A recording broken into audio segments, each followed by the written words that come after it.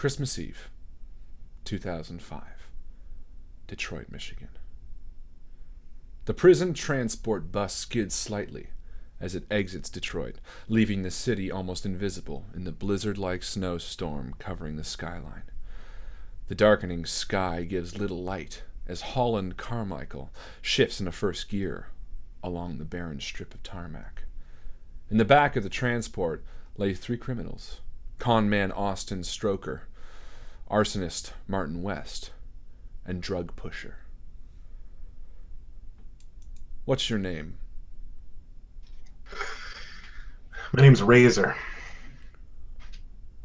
Is that all you want to know? The man sitting next to you, Martin West, sort of slunches over and says, "Yeah, it's not all I wanted to know, but sure. Well, what brings you here?" Just wanted to be warm for Christmas. You know what I mean? Yeah, you and me both. I like being warm. Hmm. Before night arrives, these three men will be within the walls of the state penitentiary, under the watchful eyes of the federal government.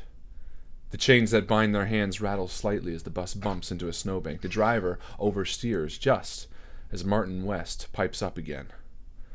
"No, but really, what got you in here?" You're a nosy fucker, aren't you? I'll tell you. Drugs. Pushing drugs. In Detroit. Of all places. 1 in a million, right? The third man in the bus sort of pretends to be sleeping, although he sort of stirs slightly as the two of you begin talking. Yeah, drugs. Yeah, no, I know. Are you, like, what do you push? Like a bit of everything, or? Only good stuff. I don't mix in any of that bullshit. There's this new drug coming out called fentanyl. They just totally mess with it, and it's like playing roulette. I don't do any of that shit. No, with me it's clean, LSD, crystal meth, get some cocaine here and there. Jesus. Pot, obviously. You're not fucking around. Razor, you said it was? Yeah, Razor. Yeah. All right, I dig it, man. I dig it. That's cool. You say your name's West? Yeah, Martin West. Yeah. I mean, I lit a few stores on fire because they weren't, they weren't playing along. Weren't playing along, okay. Yeah, well, the family. I was in with them for a little while, kind of making sure that my neighborhood was up to snuff. Protection money, things like that. And when they weren't willing to pay, I'd kind of go in with a bottle of something flammable, toss it and light it. And then I got caught, and the family didn't really back me up there. But I think I'm looking forward to the warmth. I've been sleeping on the street for the past fucking week. Yeah. Well, maybe we count our blessings this Christmas then. Yeah, if you believe in that. The conversation is cut short as Austin Stroker, the con man who's been seemingly asleep, hushes the two men. The crackling radio sounds in the front of the bus. Holland here, prisoner transport 427. Which road is out? So hold on. What do you mean? What do you mean what are you gonna have me do? For a moment the bus creaks. Chugging along the barren strip of highway, the three men in the back sort of share an interesting look. After a moment, the driver hangs up the receiver and sort of turns around, shouting to the back. "Oh, boys, looks like you're not going to be making your destination tonight." What the fuck are you talking about? "We're stopping off at a precinct. We're not going to make it all the way to the state pen tonight. Storm's going to be knocking out a few roads. But don't worry, we'll get you nice and safe." He laughs as the bus barrels on. The last days of Precinct 13 are here. With its location on the outskirts of Detroit and limited telephone access, the city has decided to close its doors Christmas Day, along with the 33 years of history it has. Captain Darwin Jostin, a large burly man with a mustache, Sergeant Laurie Zimmer, and a rookie cop are all that remains this Christmas Eve for the precinct's last shift. What's your name, rookie? Yes, sir. I'm Robert O'Connell. I'm new here. Robert McConnell, you've only arrived at Precinct 13 in the last few weeks, and already you've pissed off Laurie Zimmer, the sergeant, a few times. But you and Darwin Jostin, the captain of this precinct, have gotten along pretty well, and he slaps you heartily on the back as he hands you a small bottle of whiskey and says, "It's Christmas Eve. Drink up, O'Connell. It's no problem." And he goes and sits back in his high leatherback chair. Captain, I only drink on Christmas Eve. I stop drinking any other time. And he smiles and pulls out a big fat cigar as the three of you sort of share a knowing look. Laurie, who's a pretty staunch sergeant, sort of gives you an eye. Drinking on duty, O'Connell. As a rookie, that's not really how we do things here. You're absolutely right there, Sergeant Zimmerman. Zimmer. It shan't happen again. I do apologize. I won't be drinking on the job anymore. Captain, I wish you would have warned me. And the captain sort of laughs and leans forward. Don't worry about it. She's just fucking with you. And Zimmer sort of gives you sort of an arched eyebrow and a very small smile as she sort of nods and says, "It's our last day here, O'Connell. This precinct's going to be closing its doors tomorrow. I don't think there's going to be any action whatsoever." I thought you'd been serious, Sergeant Zimmer. I couldn't tell you how much I didn't want to step outside the lines there, Sergeant. It's all right. And she takes a folder and walks over to a desk and tosses it down. The captain, Jostin, sort of leans back, patting his stomach. "Oh, Connell, you don't share much about yourself. What do you have waiting for you at home? A girlfriend? Boyfriend? Wife?" Afraid not, sir. I'm just new here, and I haven't really got any friends yet. They shipped me here from Ireland not long ago, where I was starting out as a cop there. I've only been a cop a couple of years. Well, you picked a pretty shitty place to start your first rotation. Precinct 13 is just a rotting corpse about to be vacated of all of the vermin.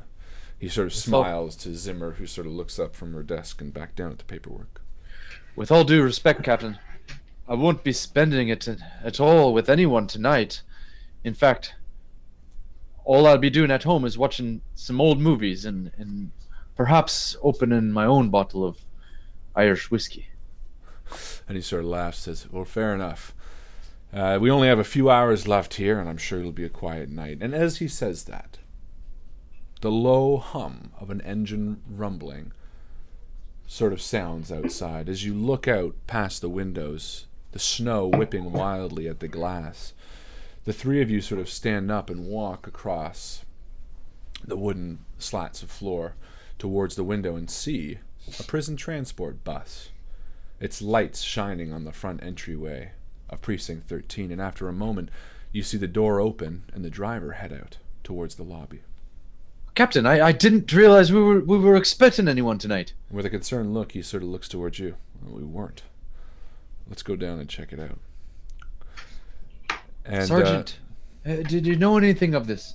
She shakes her head and walks past the two of you down the stairs to greet a man walking through the front door. He's an older man.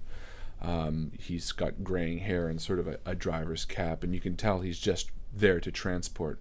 And he walks up to the front desk of the precinct, and as Laurie meets him there too, and the two sort of share a quiet word as you and the captain descend the steps. And the captain sort of stops about halfway through and says, "Well, shit, O'Connell, maybe you will get a bit of action. Why don't you deal with this?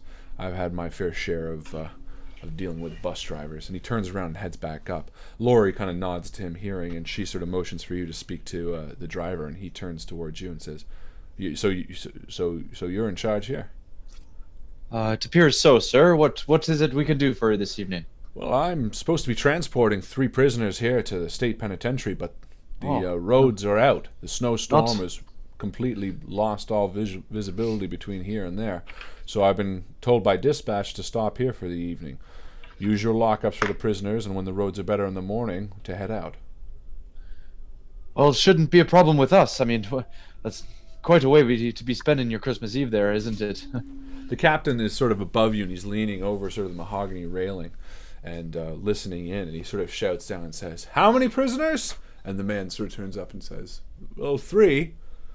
And the captain sort of nods back towards you. I think we can handle 3 prisoners. Captain, what do you think? "It's your show, kid." And he turns around and sort of lazily walks back towards his desk. Well, I'll be honest with you. It's my first time here, but they seem to be all right leaving me in charge. I'll tell you what. Let's bring him in. I'll guide you to the lockup, and we'll put him down for the night. And Lori heads down towards you and sort of nods and pulls out her handcuffs. And the driver says, "Oh no, they're already handcuffed." And the 3 of you head out to the bus. And the minute you exit, the blistering blizzard sort of pierces your skin. It's now almost completely dark, even though it's only about 4 o'clock, but the sun is completely covered, and you can only see towards the end of the bus. The man sort of stops and opens and sort of waves you on to enter. And as you enter the bus, you see a grate between the front and the back, and you see 3 prisoners handcuffed to the floor as they sort of each look up towards you. I step inside the bus and look into the grate. Well, gentlemen, it looks as though you'll be spending the night at Precinct 13. I hope you've got something warm because it's a blizzardy night out. Are you ready to go? I'm a little shackled here. West, sitting next to you, kind of says, "Yeah, are you gonna fucking uncuff us, or do we have to gnaw these chains off our goddamn selves?" You can trust us. We ain't gonna do shit, right, Martin? Yeah. You can trust us. And the That'll conman be enough sort from of you, sits up and gentlemen. says, "What the fuck are we doing here? Is this the penitentiary?" Ask Well, him. no. Like the bus driver should have already told you, and I look at the bus driver, and he And nods. he's still outside, sort of looking, and you can tell he's sort of just a driver, not much else. Someone's locked him up and transported. And he sort of just says, "I didn't tell him anything." And the con man, Austin Stroker, sort of says, "All right, well, let's fucking get this show on the road." And the bus driver hands you the key to unlock the grate, and you do. And Lori walks in and takes both Stroker and West, leaving the last prisoner for you. All right. Well, come on with me, boy. You're new. That's right. I am new, and You just started yesterday? I say as you're walking me down the aisle. well, no, I may be new here at this precinct, but I'm not new to being a cop, there, young man. And what about you? Are you newly a convict? Yeah, what's it been? A couple days? Only a couple of days. Is that And right, Harlan? all- Yeah. You Yeah. you were not kidnapped. You were Procured or arrested? arrested. That's right. Yeah, you were arrested only a few days ago. You were in a holding cell in Detroit for not even a day before you were shipped on a bus and sent out this way. Of course, I misunderstand, and I say, "So you've only been a criminal for a couple of days, and here you are, already locked up, eh?" Yeah, I guess I was pretty bad at it.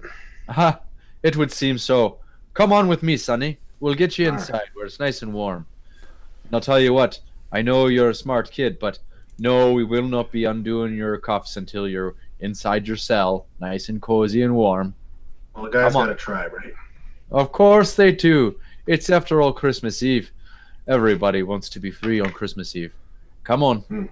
And as the And I two of grabbed- you head down the bus steps past the driver, he sort of nods and said, "I'm going to go park it around the back there. I noticed there's a lot, and then I'll come back inside and I'll meet you shortly.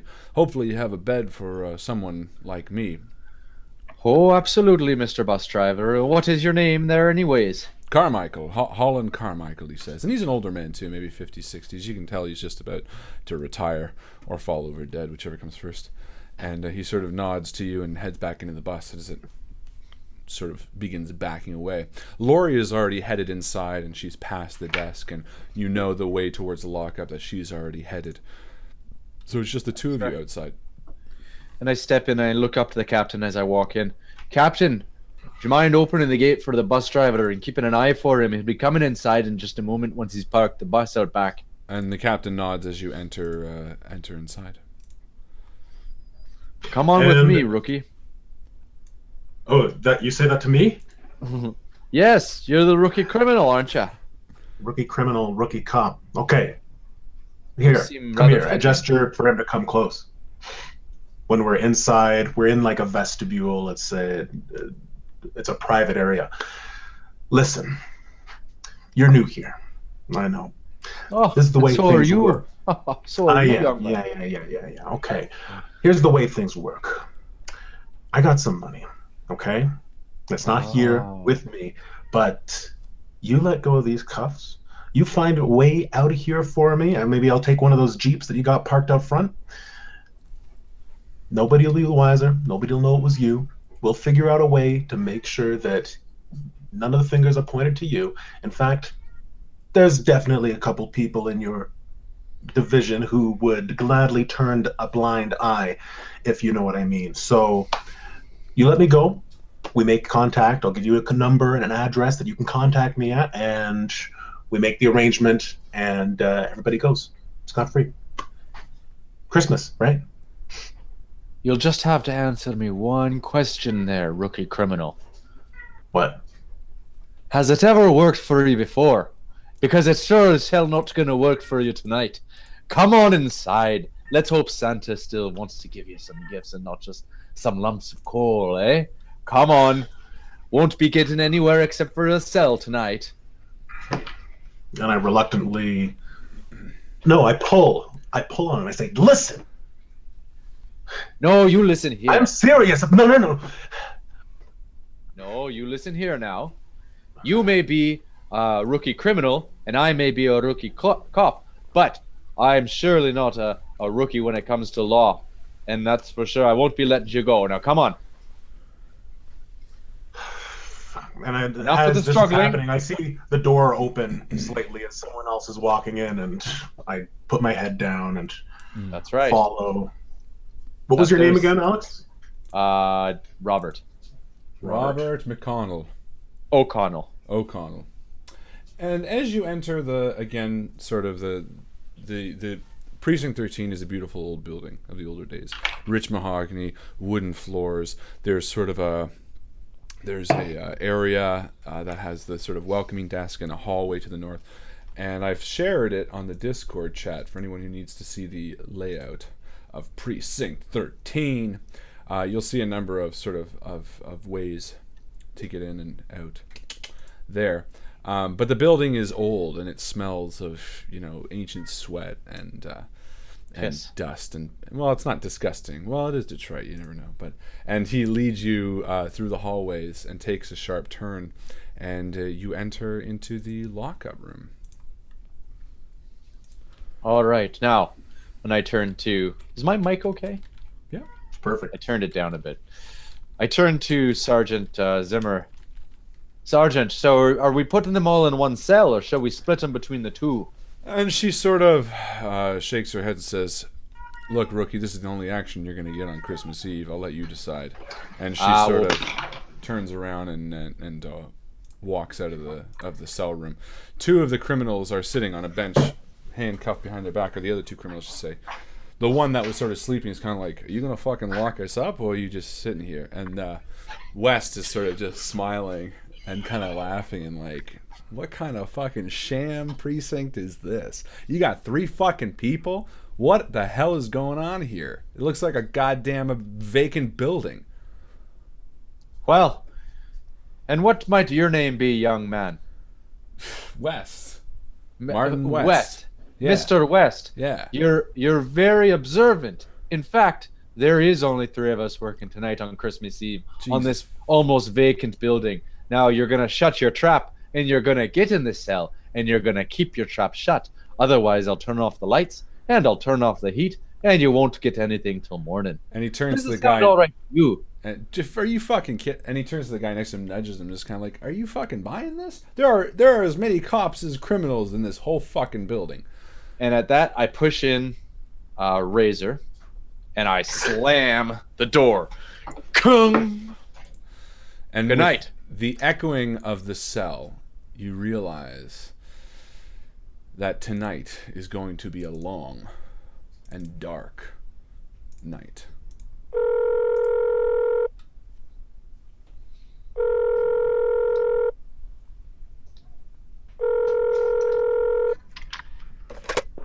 Yeah, hello. We have a problem. What? What do you mean? We have a problem. No, what does that mean? The ledge is gone. Some punk had it, and he got nabbed. He's not one of ours. Fuck.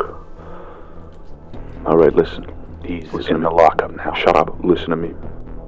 I'm gonna make a few calls. Get everybody ready. Everybody. What do you mean, everybody? Everybody. We're gonna make sure it ends tonight.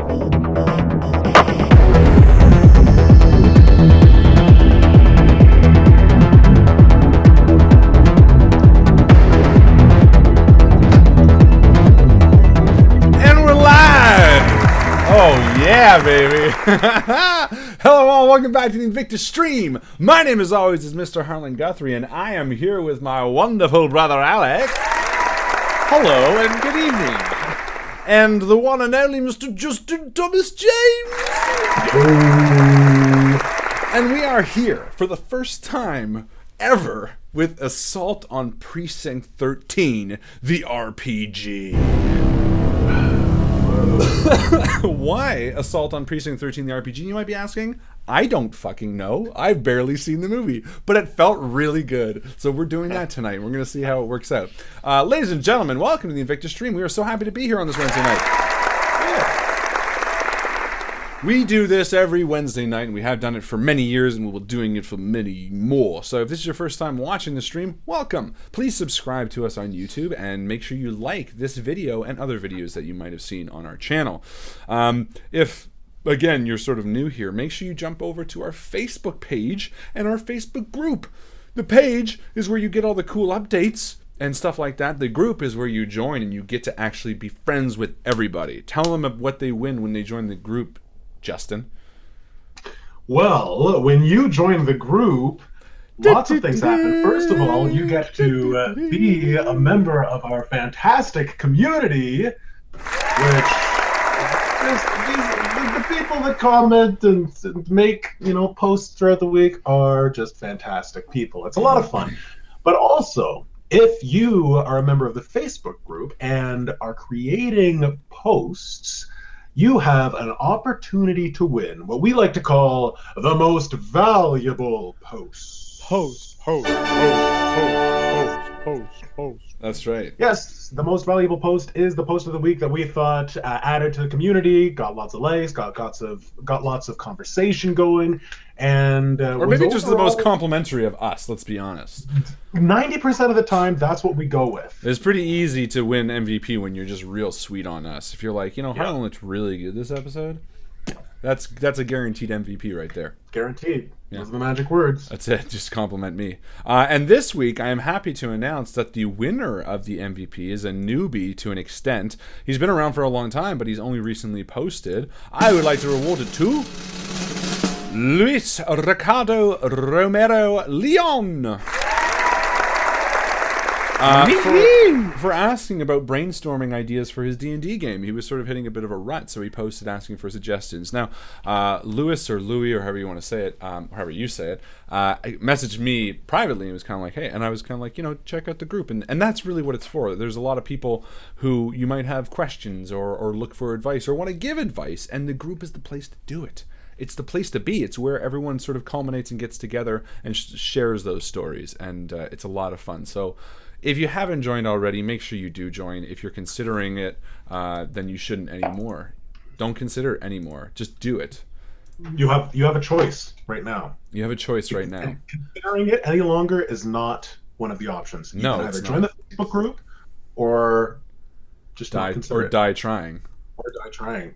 Yeah. And actually, we So had you- two I people. hear what you're saying. You hear what we're saying with the die trying thing? We had two people No. join just now, actually. Zach Ketcher and James Floyd just joined the Facebook group. Oh! So welcome to you guys. If they had kids, they'd be called like Catcher Floyd. How cool of a name is like that? In fact, I I think you think guys I'm should going get to change my name to that. Catcher Floyd. And Gunther just joined today. That's your name? This is your character name or this is your real name?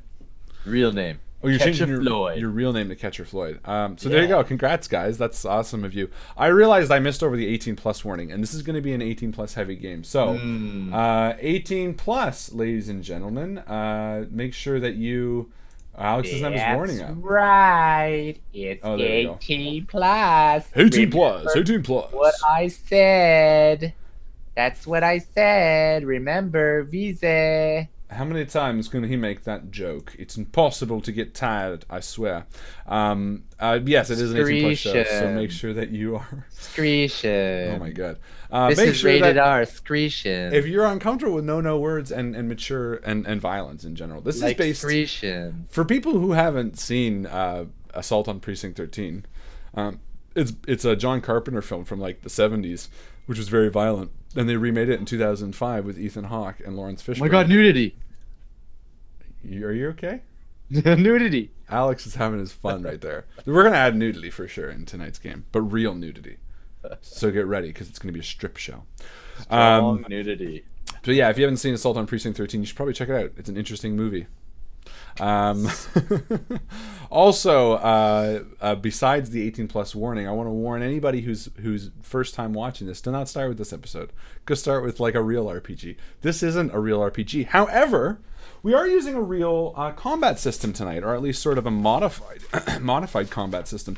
I've been looking for something to do for games like this that are sort of one-shots that we want to add combat to. So I found something called Wushu Open, which is very similar to Feng Shui. And if you haven't seen Feng Shui, go check out our Feng Shui series. It is to be continued, but it's a fantastic game with a lot of fun in it. That is a good place to start if you're Yeah. fresh here and don't want to watch a silly not game. Yeah, watch Feng Shui because it's a fucking amazing game, and like I said, it's to be continued. So check that out. But it's very similar, and we're going to be using these mechanics tonight. One of the cool things about this game, if you haven't checked this out, this is a completely free sort of combat system. It is by no means perfect, and it might not even be utilized in a perfect way tonight. But one of the really neat mechanics about this is you have a number of dice equal to the amount of detail you add in your attack. It's a completely narrative-focused combat, meaning that if you pull out a gun and shoot somebody, you're just going to roll a die. But if you pull out your gun, say a cool, badass line, and spin your gun before shooting, you're going to get 3 die because you're adding 3 elements of detail to your thing. So you're more successful the more you sort of infuse in the story. And you're going to see Alex and Justin doing that for the combat-heavy portions of tonight's experience adventure. Isn't that right, Alex? That is correct, Harlan. And what better group to go with a description-heavy system than this group? Then the Invictus stream! That's right. That's right. Oh, yeah. Oh, the sound effect. Yeah, So we're so good with the... I'm not... Is it stuck? Who's booing us? Oh my god. So we're trying that. We're trying that Wushu Open. So if you like tonight's combat, and if we don't, terribly mess it up, then you can always check that out. Also, if you are not on the Discord chat, please make sure you join the Discord chat. There is a floor plan for tonight's game. I want these guys to utilize it, and I want you to give them suggestions because it's always nice when you people help them. Justin is currently trying to get his cat to be a little bit quieter because she was meowing a lot.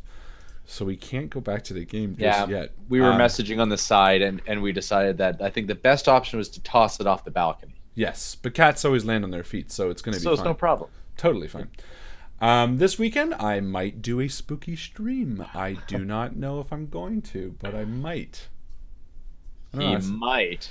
My son is sick, and I'm sick by extension, so I feel a bit like, ugh. I think. I don't know. I think I might be getting sick. I'm like on the cusp. Did I tell you? He might. Yeah. He might do a spooky stream. Well, see, not only that, Far Cry 5 came out, and I kind of really want to play Far Cry 5, which is a really cool game. You never played the Far Cries, did you? Me? Yeah. Yeah. I Did you? played the first one. The first A little bit. one. Not like all the way through, just the open combat part of it, I guess. Like the opening of it. Yeah. Yeah. That's how you. Is played it Far Cry 5? Like, aren't you a dog, or is that just one option? What? I watched Far Cry 5, an intro, and you could play a dog. No, you're thinking of there was like you were on the Reddit today. You saw that, right? Yeah. Yeah. No, that's just you have like sort of companions you can rescue, and they can like fight with you, and one of them can be a dog. Yes. Boomer or something like that, which is very, very fun. No, you play a person. You play a person, actually. We were like this close to making tonight a Far Cry 5 game, so it would have been interesting. But the community voted for Assault on Precinct 13, so I hope we do it justice. Justin's still gone. Yeah. Well, you know what? Sometimes it takes a little bit to calm the pussy, you know? Sometimes you gotta work on it a little bit. That's okay. Before... the 18 plus warning came out, so that's fine. Yeah. In the meantime, Alex, what's your favorite role-playing game? My favorite role-playing game is Scooby-Doo and the Call of Cthulhu. Oh, that we've already That's run, a real you mean? one, right? Yeah, that is a real one. No, like, yeah. I mean, Call of Cthulhu was. You mean like system-wise? Sure. Yeah, I don't know. I was just trying to ask a question. I couldn't. Honestly, probably your end of the world ones. Yeah, because it's easy for nice, you. Simple, yeah. Alex what is about- a simple boy. I'm a simple man.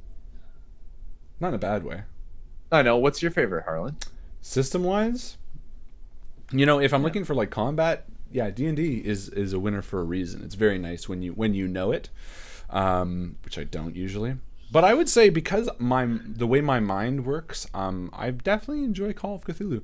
I like the fact that, you know, you have so many different stats for like photography and spot hidden, even though this is true. You spam the fuck out of spot hidden. You're like spot hidden, spot hidden, spot hidden. You roll that thing so many times in a game. I ran Call of Cthulhu at the Breakout Con 2 weekends ago for a group of did people. you? Yes, for a group of people, and it was a lot of fun. I ran one of my own scenarios that I had written called The Waking Children, which I will share with the community if they're interested. But I was also thinking of not sharing with the community because I was thinking about running it for you guys. Maybe if we want to do like a 2-parter Call of Cthulhu series. What do you guys think? Might be fun. Should we run some more Call of Cthulhu? You guys seem to like it. I think it's a definite winner. And you know what's funny is I see a lot of people find our YouTube channel because they're looking for stuff related to Call of Cthulhu. Yes. Yes. They say, "Oh, I want to know how I play it, how to play that." I mean, I should probably watch those because I don't even know how to play it. No, I don't think you never played Call of Cthulhu, have you? I played like one 3 bad times. guy, and then you let's not ruin that. You know what? Torrin Savage has asked, just because Justin's still not back, and we'll just do this for a minute, I guess. Who's been your favorite character to play, Alex? Who's been your favorite character to play? My favorite character to play? Yeah. Oh, that's a good one. I probably either Lacey or Shaz. The hell, Belshazzar. Oh, Shazam! Yeah, he was Belshazzar. Either Luminary. Lacey Adams or Belshazzar, because Belshazzar had like some pretty cool powers. And even like Tados is pretty wicked. Tados really enjoy it. You know, I'm seriously considering talking to Chris because I would really like to play Deadlands again. Yeah. I really enjoyed it. I really enjoyed playing cowboys. I like dressing up. It was fucking fun. I think we should have an intervention. Chris, you're living your normal life a bit too much. Give us Deadlands, please. You need to have some free time for yourself. You've been working Look at all Way these too people much. that We're said yes to concerned Call of about you. Cthulhu. Yes, yes, yes, yes, yes. Do it. Sure. Sure. Sure. Yes. Sure. You do you. What's your favorite character, Harlan? The turtle guy from Shadowrun. Oh, that I've run or that you've run? No, that you've run, not me. You know what? It's funny because like I think of like main The PCs. turtle guy from Shout. I just got what you said. Yeah. I didn't say it. Langdon did. I would like naturally I go to PCs, but I would be honest. It's probably an NPC would be my favorite. I can't think of what, but I'm almost positive there's been an NPC that I played that. Oh, you know what I really liked? That were you in the Everyone Is John game? I was John. Do you remember Yeah. that dude who was like $2 million? that dude was funny. Actually, everyone you've done with that voice. What's the other ones that you've done? I don't know. What episode was that? Where the community will know. You guys are way better at memory than we are. Yeah. But what's the one where you're like, I did my version of what your characters were in in Shadowrun. yeah. Yes, with the like Yeah. that was good. Who's your, Fucking who do you think you are? the street toughs, the street fucking Yeah, toughs. yeah, yeah. Oh my Where did God. that originally come in? You I guess did that originally? It was a bit of like that was the Everyone Is John game. We say, Oh, that is it. Yeah. but there also Ebenezer Buckles was sort of in there somewhere too. Yeah. Fuck. And then someone just reminded me of someone else when you were saying that too. God, the silly characters are the ones that I'm like. What about what? Siege and Arrow? Oh yes, we need to do Siege and Arrow again. I miss Terry doing Ellis. Siege and Arrow. Siege and Arrow is probably my favorite, my favorite series that we've done.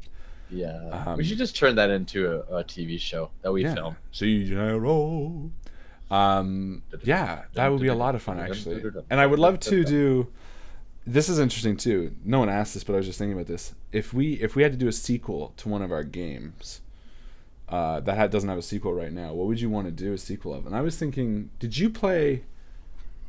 You must have played it with us. That one oh the Hoglin Went Traveling. Did you play? Oh, I sure did. Yeah, that's right. It was funny. I forgot. You were. Oh yeah, funny. that was good. I would play that. I would play that again. Yeah, that was great. Here is the list of games we've played. The Spy Stories. Oh, that's right. Only one. No, we have only done. Yeah, we need to do another. Coldfinger. Yeah, we need to do another Spy Story. Call of Cthulhu, right? And Scooby Doo Call of Cthulhu, and I think there's a couple Call of Cthulhu's, like Witch's Mark and the other one. D&D. We did a Darkest Dungeon Oh yeah.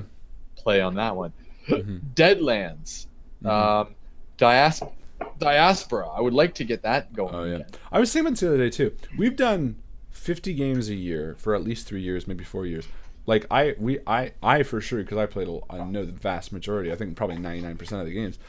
We must have like almost 200 games under our belts. Times Yeah. 3 hours a piece. Here's the ones that I have.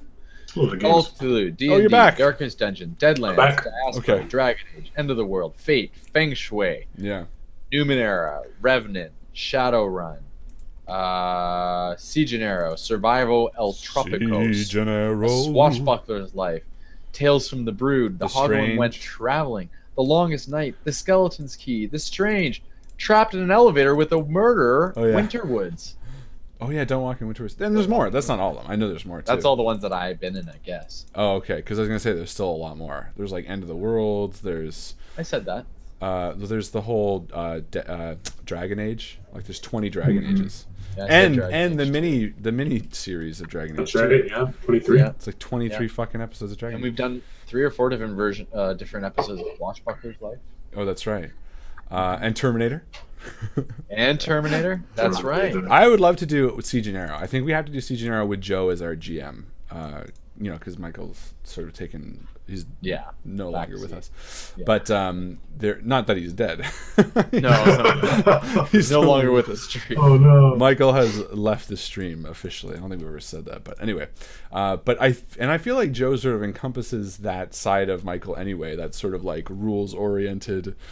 If anything, I think it would be probably a good dynamic because she's very staunch with the rules, and we're so annoying You said it. You said it. We are. We are. It'd be very interesting to see that. I'd actually really like to see that game. I might lean on her to do that. Anyway, all right. Justin's back. This was such a long detour. Sorry about that. No, it's not your Long fault. intro. It's all good. Okay, ladies and gentlemen, without further ado, assault on Precinct 13.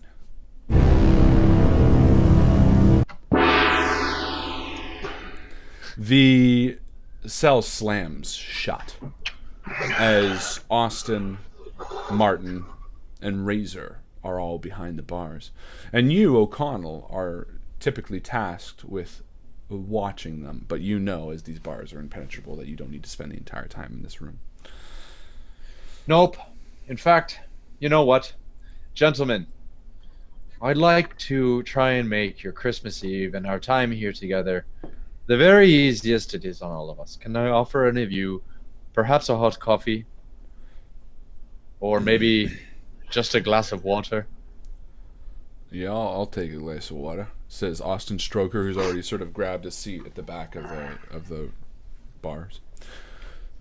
And You got anything that hits a little harder? If you know what I mean? I wish I could, but unfortunately offering our inmates here alcoholic beverages is strictly forbidden. In fact, it even says it on the doorway on the way in, no alcohol beyond this point. So, obviously, on Christmas Eve, we're looking to break some rules. And because I didn't let you go, Mr. Razor, I'll bring you a little something. And I leave the room, and I get a glass of water and a little one of those Dixie cups with a little bit of booze in it. So you head out to the main lobby, and Lori now has her files sort of spread out along the front desk. And as you do, you can hear the whistling winds sort of slapping against the front doors of the building. And she sort of is looking down, and without really addressing you, just sort of says, "Everybody locked up safe?" Oh, yes, they are. And I'm just going to take them down a glass of water in this paper cup here and make sure that they're all nice and settled, snug in their beds, so that the sugar plums may dance in their heads.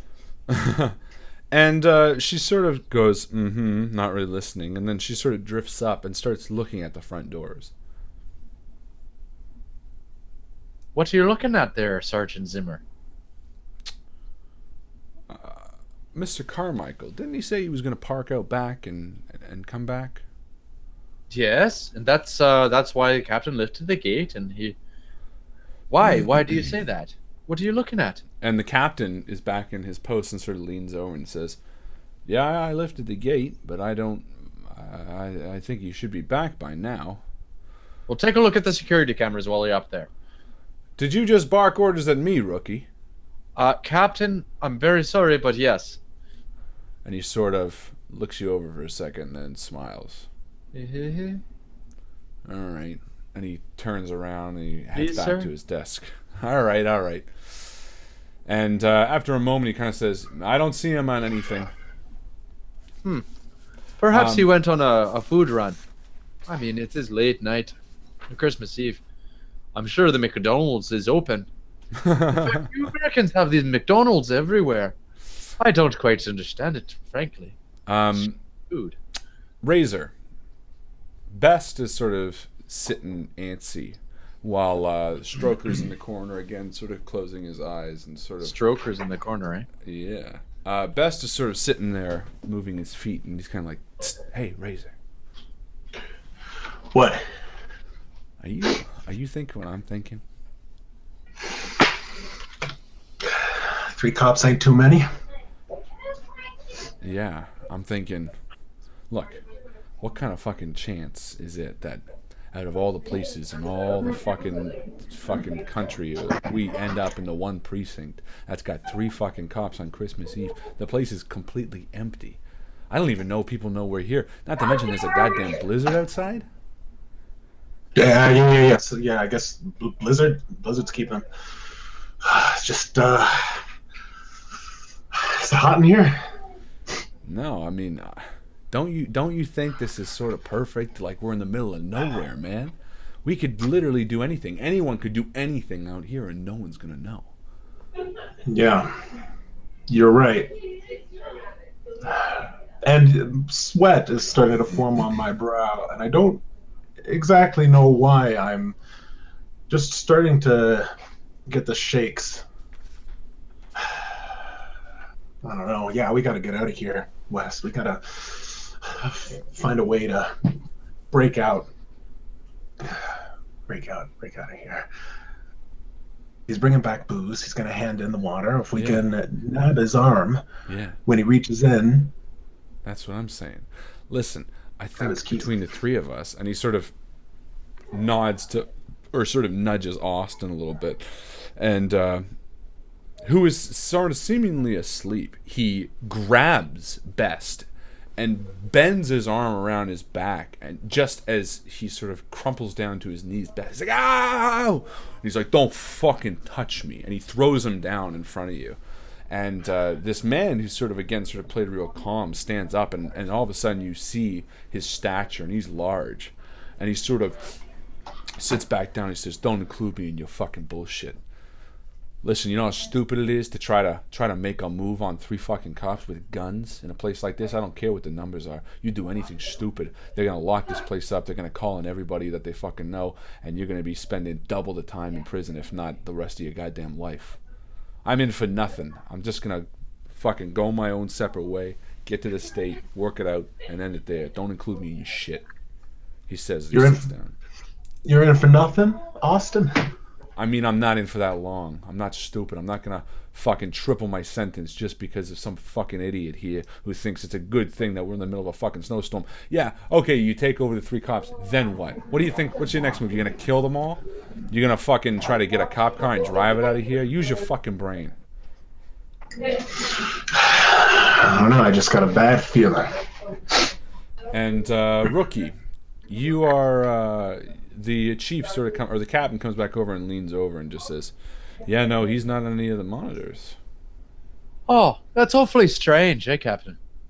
What do you think he did? Do you think he might have gone for food? I mean, I don't really know bus drivers to go for food in the middle of the night. It doesn't seem quite right. I don't know. And as the 3 of you are sort of looking at the sort of main lobby, the doors open, and a gust of wind sort of fills the front hall with swirling. Who's opening the door? And you see 2 police officers walk in.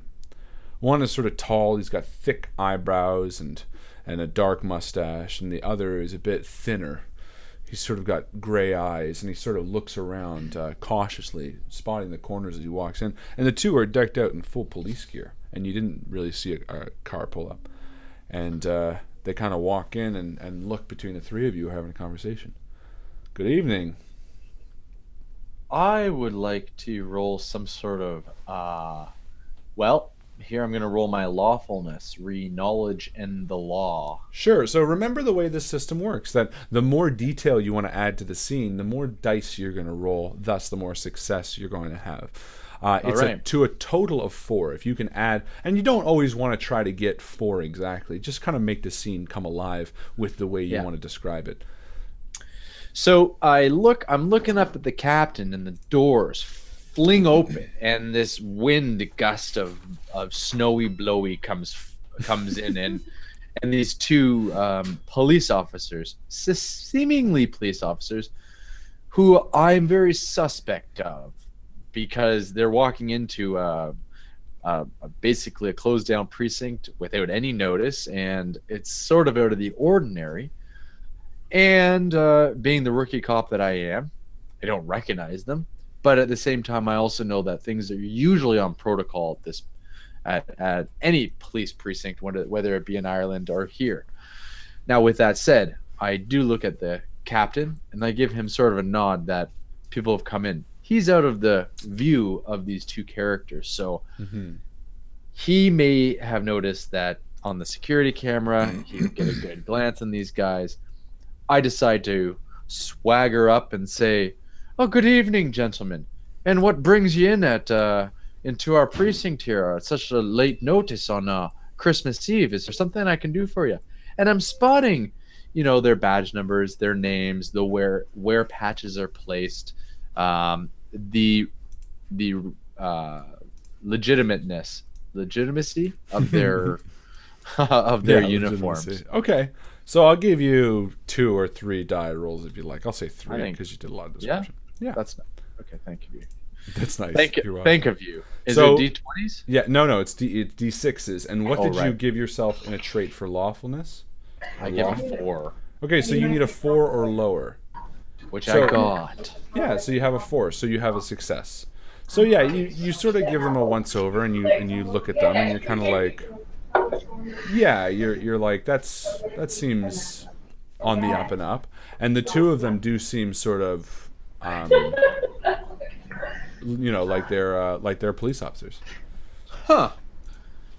Well, the question still stands.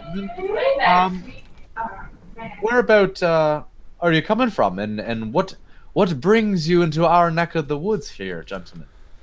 And the 2 cops sort of spot you over and look at the other ones behind. They're kind of like, yeah, actually, we're here to do a prisoner transport. We're here to take a prisoner off your hands. Oh, You had some prisoners here. that may be right. Of course, we're going to have to clear it through the appropriate judge, who would give an order like that. Yeah, listen, we have all the proper clearance and everything we need. Alrighty. So, standing in the front lobby, I kind of reach over and I grab the mic and I say to Sergeant Zimmer, could you come down to the front lobby, please? We've got a couple officers here who are looking to do a prisoner transfer. And she is just around the corner from you. She's actually at the front desk still, and she's been watching this whole thing sort of unfold. And she stands up and walks around the desk and kind of says, "Hold on, where are you guys from?" And they're like, "Look, we just told this guy we're here to pick up a prisoner. We're from downtown. He needs to go to state penitentiary tonight, and this is important." And the other guy's sort of silent. The guy with gray eyes has been silent the entire time. And he hands you a sort of a piece of paper, and Zimmerman sort of takes it from you, and it's sort of a sweaty folded piece of paper, and they say, yeah, we're looking for Chris Henrys. You have him as one of your prisoners for tonight. Chris Henrys, you say, hey? Now listen, and this is where the point where I turn towards Sergeant Zimmer, and I say, well, give us a few minutes here, gentlemen, and let's review this, and we'll be right back out with you. And they sort of nod, and they kind of walk over to the corner. Perhaps and just talk to each take other. a seat, yeah. Take a seat over here in the waiting area. And I turn to Sergeant Zimmer as we exit the lobby and we kind of go into the next room down. And you Seems do. It seems a bit strange. What do you think, Sergeant Zimmer? And she sort of has again an arched eyebrow, that one that you've become very familiar with in the past week, and she kind of says, yeah, something seems off about these guys, but look, this is the proper paperwork. They're trying to take a prisoner off our hands. I don't really see it being an issue. I don't know. Well, I mean, really, it's not my call, Sergeant. It's really between you and the captain. So whether we do it or not, I'm okay with it. But I'm not going to be the one to make that call. And she sort of looks at you, and she looks at the paperwork, and she kind of says, look, we don't have to involve the captain in this. You got a funny feeling about these guys too? I sure do. Look, so What do you I. mean, not involve the captain? Look, that bus driver didn't come back. Something seems off about that. 'Tis true what you say. We got I 3 agree with prisoners here tonight. There's 3 of us. These cops, I mean, what are they, driving out in the middle of a snowstorm? There's no reason for them to be here for 1 prisoner, not all 3. Does seem a bit odd, I would have to say. If this had happened back home in Ireland, I would tell you right now that we'd probably kick them out very hastily. I'll back you up. Let's give them the nice way to say that we're not going to do it tonight. It's a bit too, we can invite them for a drink or whatever they want, but let's be firm on this, okay? And she exits. Absolutely. And you guys start walking into the lobby, and she sort of motions for you to take the lead. Look, gentlemen, it looks as though the paperwork that you have provided is the adequate paperwork, but of course, the higher-ups of our district, of District 13, and this year being Precinct 13, they've decided that tonight is not a very good night with the weather that it is, and in splitting up the 3 prisoners that arrived here only tonight, there's been some funny circumstances, and we're going to ask you to maybe hold off, and we're going to do this tomorrow. And you're welcome to stay here with us. We've got plenty to eat and plenty of water and perhaps even maybe a beer or two. And we could spend some good time together. Now, what do you say, gentlemen? Give me a sort of a charisma roll. And again, based on the detail, I'll give you a 2. And you just need to get below your charisma. And if you haven't assigned any value to it, it's just naturally a 2. So you just need to get 2 or lower. I'm going to say steadfast. Sure. Because I'm not just going to be pushed over easily is kind of my... And that's a 3. So what am I rolling? How many die? So roll 2 die. I'm going to give you give me 2. Okay. Yeah. Neither. I fail. So the guy with the gray eyes who wasn't really talking pipes up. He says, "Give us the fucking prisoner." I'm sorry, I didn't quite hear you there, sir. The fucking prisoner. And the now other guy listen sort here. of like taps him a bit and like leans him back and kind of like, all right, listen, we're just doing our job like you guys are. We're here in a storm. It's Christmas Eve. We want to get home to our wives and kids as well. Give us Chris Henry's, and we're out of your hair. Well, I hate to break it to you, gentlemen, but we were trying to be nice. I don't even think we have a prisoner by the name of Chris Henry's here tonight. So you might as well just go on your way, come back tomorrow. Maybe you'll be feeling in a better mood, and we can sort this out nice and simply. Good night. And the man with the gray eyes puts his hand on his gun, sort of just like his hip. Doesn't draw it, but he just sort of puts it on there. And the other man sort of notices and puts a hand on his chest. And Zimmer, sort of responding, also puts her hand on her gun. You can't be possibly serious here, gentlemen. You do realize you're standing in a police precinct. You yourselves are police, and I myself and my sergeant here are both police. And now take your hand off your gun there. That's inappropriate behavior, and it will be reported. We ask you to kindly leave the premises. I don't know what your business is, but it is not right this evening. Goodbye. And the main guy, again with his hand on his friend's chest, sort of taps it a few times and sort of drops it and says, all right. And he sort of looks at Zimmer and says, all right. We tried to do this the easy way. I just want you guys to know that. And they start backing towards the door. And the guy with the gray eyes sort of drops his hand off his gun. And they both start sort of walking very confidently back outside. And as the main guy sort of stops, the man with the gray eyes walks out. And the other guy stops and turns around and he says, I hope you guys have a good night. And to you too, have a very Merry Christmas, and don't get in any trouble. Goodbye. And just as he walks out, he sort of stops in the door. He says, we'll see you real soon. And he walks outside as the door sort of swings shut. And Zimmer sort of breathes. Jesus Christ, what the fuck was that? I don't know, and I don't like the way he said he'll see us very soon. And I pull the door shut and I lock it. Yeah. And Are there any big grates? sort of deadbolt. Yeah, there are gates on these doors. Yep. So I pull everything shut. Look it, Sergeant Zimmer, I'm going to suggest we lock the place down for the night and just, hold tight, because that kind of shook me up. And I also suggest that maybe we bring the captain in on what just happened. I'm going to go talk to the captain right now, because none of this is sitting well with me. Go talk to the prisoners, make sure they're still there, and lock the back door, and also find out who the fuck Chris Henry's is. Which one of the prisoners is Chris Henry and why they want him. That's a very good plan. And she sort of exits the room. And with that, I do a clockwise sweep of the building. So for those of you that have a picture of the map, I go to the north door and I lock it. And then I go through the hallway and I go to the west door and I lock it. Is that west? I don't remember. And then another door and I lock it. And then I go south to that short corridor, or that long corridor, and I lock that door. And then I make my way back up to the jail cells. So I enter. And you do. And what are you guys sitting like, Razor? Well, Austin's kind of doing his own thing in the corner. He's got his head up against the wall, eyes closed. West is he's tracing a tattoo on his arm and licking his teeth every now and then. And I'm sitting on the edge of the bench, just shaking my leg. And as soon as I hear the door open, my head snaps up. Where's the drink? You said you were bringing us something to drink, right?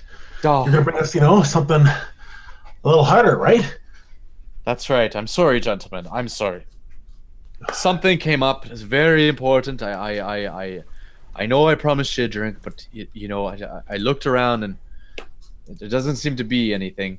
What do you say if I'll bring you a drink tomorrow? Say if all goes well tonight. So. And West sort of stands up and he goes against the bars. He's kind of like, you guys don't know what the fuck you're doing here, do you? You guys are all alone out here in the middle of nowhere with us. I'm not sure what you mean there, Mr. West. What do you say your name was? West.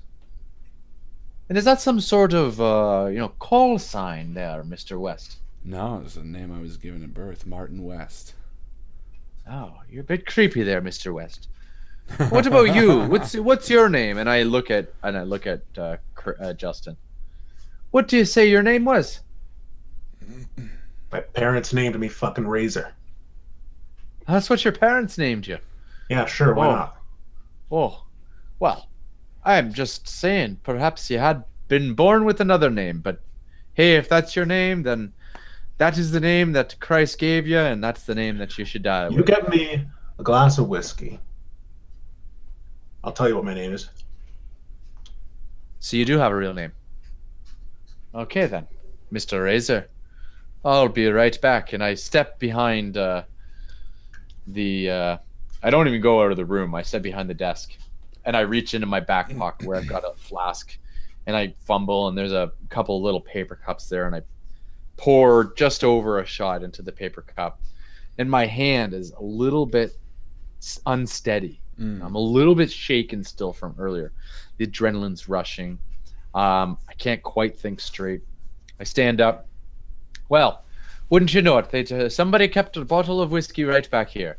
Now, I'll tell you what. I'll give you this if you promise me you'll tell me your real name there. Yeah. Fuck, this isn't Rumpelstiltskin. Give me the drink.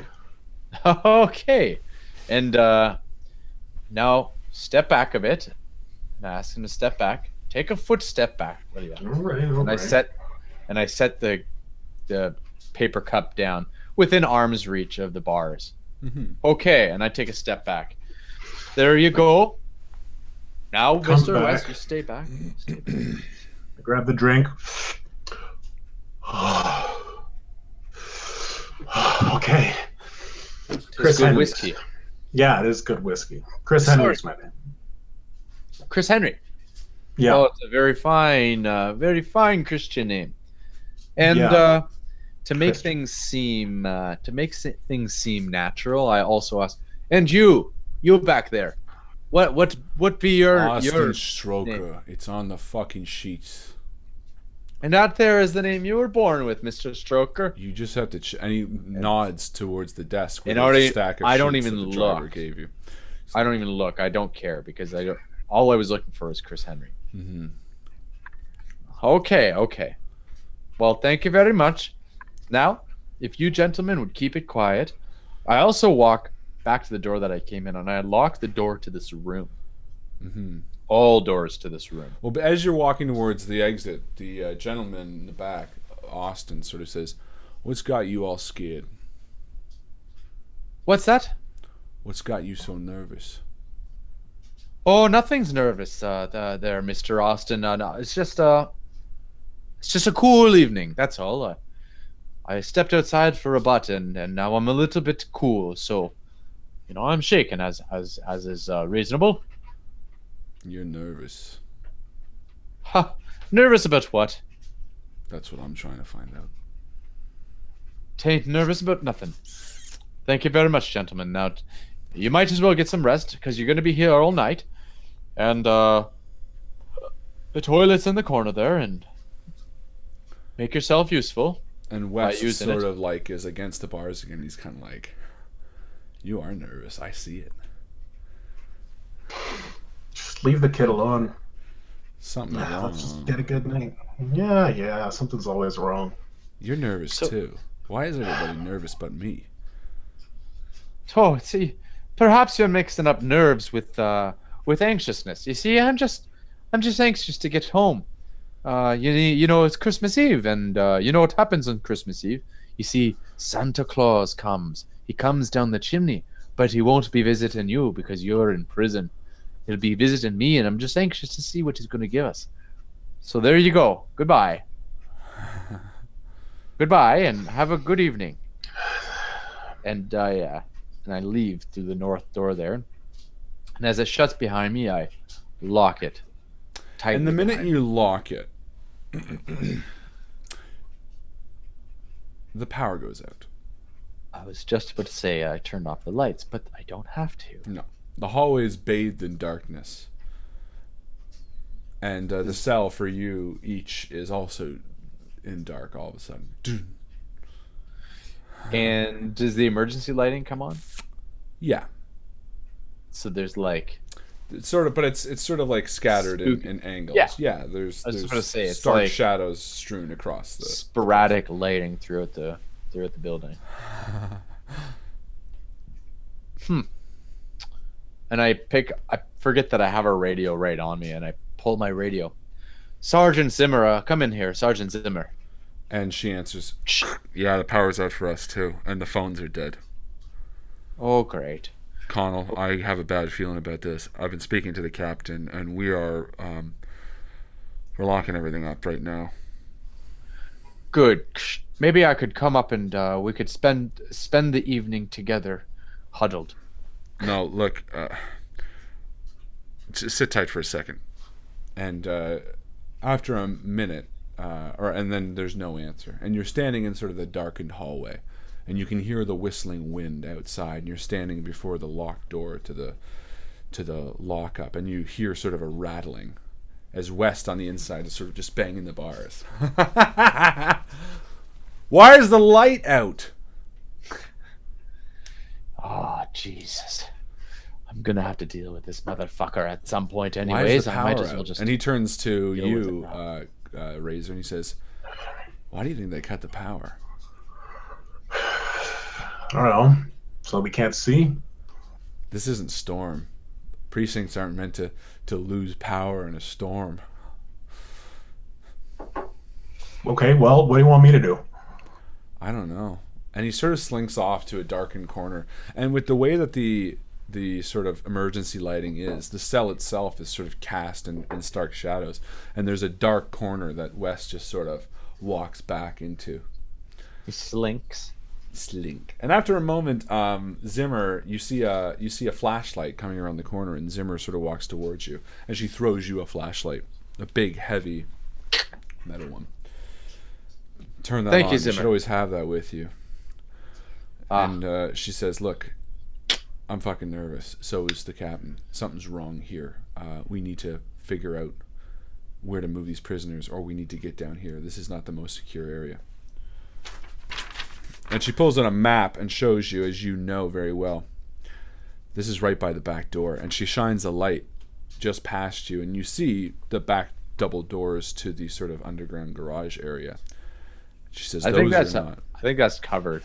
Yeah, it's a covered area, but it's not like a fully locked in area. It's just sort of Right. like an overhang. Yeah, I don't think it's underground, though, is my point. And there are like, there's two glass sort of open spots on those double doors, which are like meshed, and they have a deadbolt, but they are still two just sort of doors like that, and they're also the garage angle. And she shines the light there and says, "Those cops came in and they were looking for Chris Henry. Did you find out who that was?" I did. It's the man who calls himself Razor. The tall, friendly man.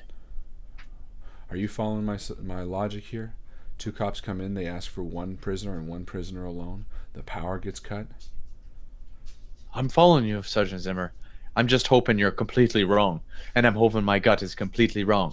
And I'm hoping that I just go home and go to sleep and all is good in the morning. Maybe, but if that's not the case, we need to move these prisoners right now, because if they have Absolutely. a layout of this precinct, they know exactly where they're coming. Absolutely. Now, where do you suggest we move them? I don't know. You look at the map. I'm going to go in the room. And she hands you the map to sort of figure out where you want to move them to. And she enters the room, and Razor, you see Zimmer enter the room, sort of shining a light on the 3 of you. Everybody sitting comfortable here in the dark? Yeah, what the fuck is going on? Why is the power out? We're trying to get that sorted out. Mr. Henry's, was it? Yeah. Why does everybody care so much about our fucking names? I don't... what's... And she kind of walks up to you, sort of curious, like, why? What got you here? Pushing drugs? What else? You telling me the truth? And she sort of stands up and sort of squints at you. Just drugs? Do I have anything fucking to lie about? I'm here in prison. What have I got to lose by telling the truth? I don't know. And she looks towards West, and she looks towards Austin, who's still sort of in the corner. And West, as the light sort of shines on him, revealing his dark corner, he's just sort of smiling in the dark. You guys are scared too. And she sort of ignores him and comes back to him and says, "We're going to be moving you." And she hands in a set of handcuffs to each of the... She kind of hands 3 to you and says, "Everyone cuffs yourself." And she shines a light as each of you cuff yourself. O'Connell, did you find a spot to move them? There seems to be a storage room along the east wall. Just, I think it's got the number 21 written on the door. There isn't a window, and the door locks from both sides, but you need a key from the outside, and on the inside it's just one of those little switches. So I figured if we move in there, it's unknown. It's simply a storage room. It's big enough that we can keep these gentlemen, what am I saying, gentlemen? These criminals apart. We'll need all 6 of us in there, at least just to keep things within reason. All right. And she sort of unlocks the gate as she sees everybody lock their handcuffs on. Do you think we call the captain down while we do this? He knows the story. We're going to bring him down as well once we're there. I don't want to use radios when we can avoid it. That's why I came to you. Before she unlocks the door, I pull out my gun and I check that it's got full ammunition and that it's loaded. You have and that one the safety. clip. That's right. I do. 9 bullets, probably. I don't really know how many. Actually, so before we even unlock the cell, I will visit the detective offices or wherever I know that there's probably the firing range. There are a few weapons in the firing range, but they're pretty scarce, and that's because you know that this place is pretty much abandoned now. Most of the important supplies have been removed because it's being closed tomorrow. But there are a few bullets and things like that. So you decide to head that way instead? Yeah, and well, I open up just on my own. I kind of do a little bit of rifling, just looking for spare cartridges. Okay, so if you're going to go there, bullets. she kind of says, "You know what, I'll come with you." And she locks the gate again. Again, it's sort of more real time. So she exits the room and says, You want to go to the armory? Yes, let's go to the armory. Weapons. There's weapons and gear lockers right next door here. And as I'm kind of whispering to her, let's make it discreet. Let's make it quickly. I want to see here. And then maybe lieutenant's office and maybe the detective's offices. They may have something in their drawers left. So she stays there then, because it's just next door at 7. And you enter, and there's a few basic supplies. What are you looking for? Just gathering clips, 9mm clips to fit the handgun that we've all. You have a second standard there are- issue. There are 2 more standard issue clips of 9 bullets each, giving you 18 extra bullets plus your 9. And and there's a rifle as well. Excellent. Like a shotgun? Actually, it's better. Yeah, let's say a shotgun, a 12 gauge with This is a box another of, standard issue 12 gauge yeah. shotgun. Okay. And you exit, and she sort of nods to you and says, "Are you ready? I am. Let's do this. Let's move them." Because And they're in she- number 11. Yeah. I assume. The group Yeah. cell. And before she sort of is like, well, let's just check. And she opens the hallway and checks both ways. And again, you can kind of see through the double doors to the underhang. You see the snow sort of whipping past, and the sort of the emergency lights outside sort of showing the white snow flick against the window. That's and right. she comes back in, and she walks over and unlocks and grabs West and grabs Austin. And I grab Razor. Come on, Razor. Or should I say Chris? Obviously, Razor. you prefer Razor. Yeah, Oh. fucking call me Razor. I'll call you by Razor. Don't you worry, sir. And I kind of firmly, but kind enough. I'm not rough with him. Push. I guide them, and we head to storage room 21. And as you exit the lockup and you enter the hall, the 5 of you are sort of in the hall when you hear a banging. What sort of banging? It's sort of like a tsh, tsh, tsh. And you turn and shine your lights as you see the double doors at the end of the small steps down sort of moving slightly. Oh, fuck. All right, let's be quick. And maybe we'll split. What do you think, Zimmer? And she sort of just stands there shining the light at the thing, and then dims the light and watches for a second. She says, hold on. And there's sort of a voice. And she walks down and says, hold on 1 second. And she draws her pistol, and she walks down the steps looking back. And you're standing there with Austin and West in handcuffs and Razor in handcuffs. Are you sort of watching them, or Knowing Razor. Oh, I see. knowing the way everything's been going out, I'm holding on to Wes the firmest. yeah? And Razor, and I've kind of got Austin's arm looped into mine. So, I'm holding on to them all, but my focus is mostly on this crazy man West. Okay.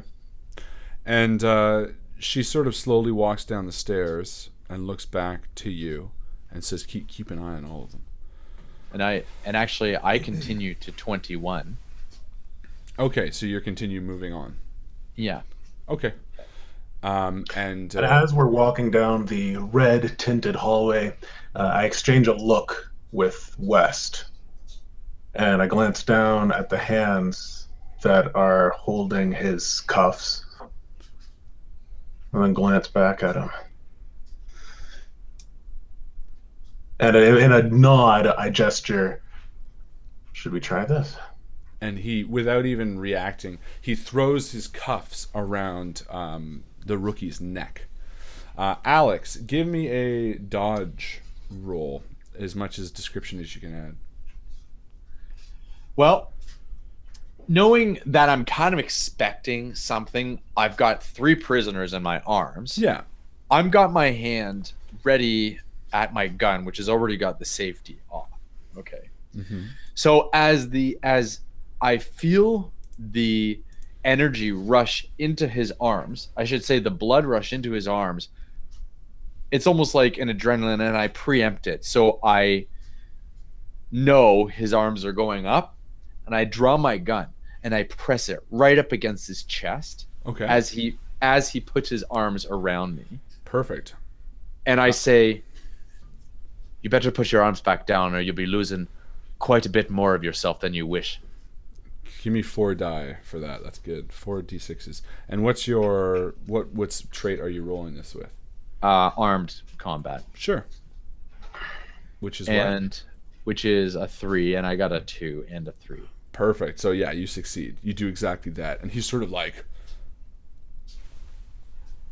smiles, but for a moment, it's sorry. Go ahead. I was gonna say, if you try something like that again, I won't hesitate to blow your fucking brains out. And the altercation has sort of stopped you in the hallway as you kind of see Zimmer sort of shout to you, and she kind of says, "Rookie!" And she opens the door, which lets in a blast of freezing air down the hallway. Just all of a sudden gets sort of swarming with snow, and you see the bus driver sort of enter next to her, and he's like shaking himself. He's like, oh, I got turned around in the dark back there, and I was nearly freezing myself. What is it, Zimmer? And you see this because you're sort of still at the end of the hall. You haven't turned the corner yet. But it's dark, and I'm curious. Who is it? And she says, it's the bus driver, and you shine your light, and you can see. It's sort of not too far from. You've got to be fucking kidding me. And she kind of says, no, he's right here, look. And as you sort of have the light shining, you see a small canister roll in between her feet. And she looks down for a second, sort of confused. And then immediately it explodes, filling the whole area with sort of thick gas, tear gas. Oh, Jesus. And you hear a yelp and a scream, and you hear gunfire coming from the end of the hallway. And as you're standing there in holding these two prisoners, the hallway is suddenly filled with flashes of light and gunfire as you see Zimmer sort of run towards you and firing blankly back at her. She heads around the corner beside you. I guess, you know what? Honestly, I would let go of Austin. Okay. I would just let go of him. He's the least of my worries. They're after Chris, and this West guy seems like a complete, crazy person. So, of all the people, I say, I turn to Austin. I say, "You're one less person to worry about. You get out of here before you get shot, and do us all a favor and turn yourself in at the next police station."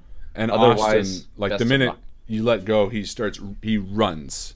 And he runs to the north, past the storage room, and you sort of see him over your shoulder, and then you lose sight of him as he runs. What the fuck? You let him go? Shut your mouth. They're looking for you. I hope you know. Come on with me. And I force him and West into the storage room 21. So you head towards storage room 21 as sort of like gunfire is filling the hallway, and Zimmer sort of stumbles behind you, tears in her eyes, kind of like, fuck, they're gonna get in, leave them, start firing. And she pulls out her gun and starts firing down the hallway towards the doors that are open, and you see people pouring in as they do. Oh my god. So instead of leaving them and firing, I do make it to 21 and I shove them in. Okay. And I shut the door behind me, even though I'm outside in the hall. I shut the door where they're inside and I'm outside. Okay. And then I drop to one knee. I pull out my gun and aiming for where there's obviously shots coming from, where there's muzzle flashes. Yeah. I take 4 shots into the dark. Perfect. Yeah, so give me three die rolls based on what you just described. 3? Thank you. Remember, the more detail you add, the more eloquent you do. Oh yeah, okay. Yeah. So you kill again. The way this sort of system works is these are like NPCs. They're pouring in. You kill as many every time you succeed. You kill as many as you want, whether it be 1 or 4. You're describing the action to make it sort of exhilarating. And just to give you a taste of what that looks like, Zimmer loads a clip and starts firing as 3 people come pouring up the stairs. They look like sort of gang members. They're dressed in sort of all manner of clothes, and a bullet courses through one's head as he falls back on the other. The other one picks up the machete he dropped and comes running down the hall as she fires into his shoulder, and blood paints the wall behind him. He drops the machete and lands on it as it slices through his face, and 2 lie dead as she turns to you and says, "Fire, rookie!" So I fire 4 shots and I hit 4 people, but I don't see the people. All I see are faint sprays of blood into the tear smoke, gas, into the tear gas, which is now illuminated in sort of a red glow with the exit sign and the warning lights. The whole hallway is sort of illuminated in this red, and as you fire, you miss and hit like a light, and it almost triggers it into sort of like a flash sense. And for a minute, everything is sort of done in this flashing strobe light as these people are running towards you, and your bullets are still flying, and West is sort of getting antsy next to you in the room. He's like, "Fuck! Did you see what happened when he put his gun towards me? He was gonna fucking blow my brains out." Yeah, he was.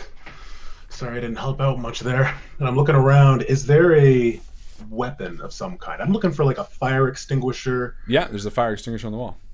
Perfect. I grab the fire extinguisher, and I say, "You do what the hell you want, but I'm getting the fuck out of here." And how heavy does the door look? I take No, it's like a wooden door with like a regular old handle. Doesn't look that okay. that heavy. All right. So I say, on the fucking count of 3, we kick this door down. All right. I'm gonna bash anybody on the other side with this. All right. All right. You ready? Yeah. 1, 2, and at 3. I'm like, we're gonna get cornered in this room, and I open the door coincidentally at the same time when you're about to kick it down. Sure. The door swings open, and both of our feet connect with the rookie. The rookie. And he gets sent flying backwards. And I just, in a rush of adrenaline, I rush out of the room, and wherever the firing is coming from, I run the opposite way. So down the hall, whichever way would make the most sense. Yeah, so you'd probably head north. I mean, this is the map. This is where everyone's pouring from. This is the room that you were entering. So you sort of head north the same direction that Austin did. But what happens is, as you start heading north, those double doors swing open as well, and 2 men enter looking at you. Just as they both fall, Zimmer firing 2 more shots from behind you, yelling at everybody to get down. She sort of limps forward again, her eyes tearing, and sort of dumps into a room side by side as the 3 of you are in a hall. West sort of looks back and forth and jumps into the same room that she went into. And the 2 of you are in the hallway, 2 dead bodies before you as the doors sort of shut behind them. And as you can see here, Justin, so we're standing outside this door, and I've kind of been thrown against this wall. Yeah. You start to run north, and as I get up and Zimmer's chasing you, we both dive into this area here. Perfect. And I grab your shoulder, and Zimmer grabs your grabs Wes by the throat, kind of like the whole clothesline thing, but grabs him right by the head and yanks him into this room, knowing that there's multiple possible exits and entrances. But once we're in here, we duck then into 27 into this hallway, hoping that we're going to get a moment's breath and hopefully be able to exit through 26, or just through 27 here. And once we're in that room, I push the rookie back up against the wall with the fire extinguisher. I raise it up with him pinned, and I'm about to bring it down, and I look back at the door. I hear more gunfire in the distance. What the fuck is going on? You can fucking tell me. Well, I think it's obvious. I think it's obvious, Chris. They're here for you. They're not here for us. They could have the precinct. They don't need 2 useless cops. Speaking of which, Zimmer, where's the captain? They don't need 2 cops. What they're looking for is they're looking for you. I don't know why. Bullshit, they're fucking looking for me. How the fuck do you know that? Maybe they're trying to break me out of here. Tell him, Zimmer. The cops showed up earlier looking for you. That's why I wanted to know your name. And she nods, and she's like, yeah, they came in 2 cops. At least they look like cops. They came in, they asked for you and you alone, and we didn't give them, and they left. Quite pissed off. They left saying they'd be back. I didn't know really quite how to handle that, but... And you! And I turned to West. Shut the fuck up, will ya? Just quit your giggling and gaffing. You're really pissing me off. I'm And gonna he's put a sort bullet of through your fucking knee. just in a corner, like rocking back and forth. He's like, Fucking fuck. Shit. Ooh. What are they looking And I for, pace Chris? back and forth in the tight room. And I just throw the fire extinguisher on the ground and makes a huge, loud clatter as it clangs against the ground. Fucking shit! You gotta get me out of here! why do we have to get you out of here? Tell us what we don't know. You're right, they're fucking after me. Why are they? And it's your duty to keep me alive. You're the state police, right? Fuck. We're the police, but the police are looking for you. Why do the police want you? And who the fuck is shooting at us? Give us some answers right now. Otherwise, we'll be happy to feed you the dogs. It'll be nothing off our asses. Duty or not, I'm not putting my ass on the line for no criminal. And I go to the door and I listen. Zimmer's already actually at the door. She's at the door listening? Yeah, and she's looking out towards it, and she shuts it, and she turns back, and she says, I think we killed at least 7 or 8 of them. They've stopped for now. I think they realize they're just pouring people at. The hallway seems empty. And she still locks the door and kind of walks towards the more open area and says, but they're going to try again. What the fuck do you know? Yes, and why do they want you dead? Well, you asked me who they are. They're the fucking mob, the family, or whatever the fuck. They're Oh, Jesus. cops are corrupt. You know that shit. And I push drugs. Sure. Someone came to me not long ago, just a few days ago, cute girl, and she wanted some drugs. She was fucking teared up. She was crying. I thought she was jonesing or something, but anyway, I gave her shit, and she paid me, and she left. I thought that was the fucking end of it. Great. So what is the story? Well, Who is she? that girl's fucking dead. Oh, fuck. She OD'd on my shit. People OD on my shit all the time, but looks like she had some family relations that are pointing the finger at me. So you got to get me out of here. It's not my fault. And Zimmer sort of looks you over and and spots you up and down. I don't know how much of that I believe. It's But the fucking look, truth. It's exactly what happened. Listen, it doesn't matter. You telling me that 8 people just died trying to get in here because what? Because it's a family vendetta? Bullshit. But that doesn't fucking matter right now. And she looks at you, Rookie, and she says, that doesn't fucking matter. None of this fucking matters right now. We are going to die. All of us are going to die if we don't think this through. Yeah, if And you keep a talking voice. like that, Zimmer, No, you're gonna die. Rookie, that's just the way it is. And a voice sort of sits up. And Austin sort of walks out of a side room. And he's like, she's fucking right. I tried to leave myself. Yeah, but I couldn't get out of here. What do you mean? This whole I let fucking you go. place is surrounded. Yeah, but where the fuck am I gonna go? It's a fucking blizzard. My hands are goddamn cuffed. And Zimmer sort of shakes her head and looks towards Austin. And he says, look, if we're gonna survive this, we gotta get in this together. Give me one of those guns. Give me something to protect myself with. You ain't getting a gun, sir. You can keep a lookout. And You're not Zimmer getting a gun. sort of shakes her head slowly and says, Rookie, there's not enough of us. With 2 people with guns, that's not enough. We can't fight off all of that just with us. If they come in from every exit, we're done. There's got to be some way out of here, right? There's got to be like vents or something. We can get up on the roof. Yeah. There's in the basement. There's a sewer system. We can try the roof. Look, but what I'm saying is we can't even move through these hallways without being smart. I don't like it either, Rookie. But I was looking at this kid's rap sheet, and she sort of nods to Austin and says, you're what, a con man? He's like, yeah. You cheating people out of what, a few bucks? Yeah. Fuck it. And she takes one of her extra pistols that she got from the armory and she hands it to him and uncuffs him.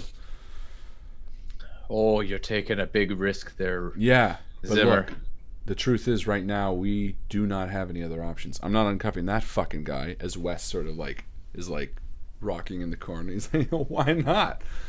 Damn right, I'm about close to shooting him myself. But she walks over to you as well, dog Razor, out of his misery. and she uncuffs you, and she looks at you and says, "Look, I don't know what you told me. I don't necessarily buy the entire thing."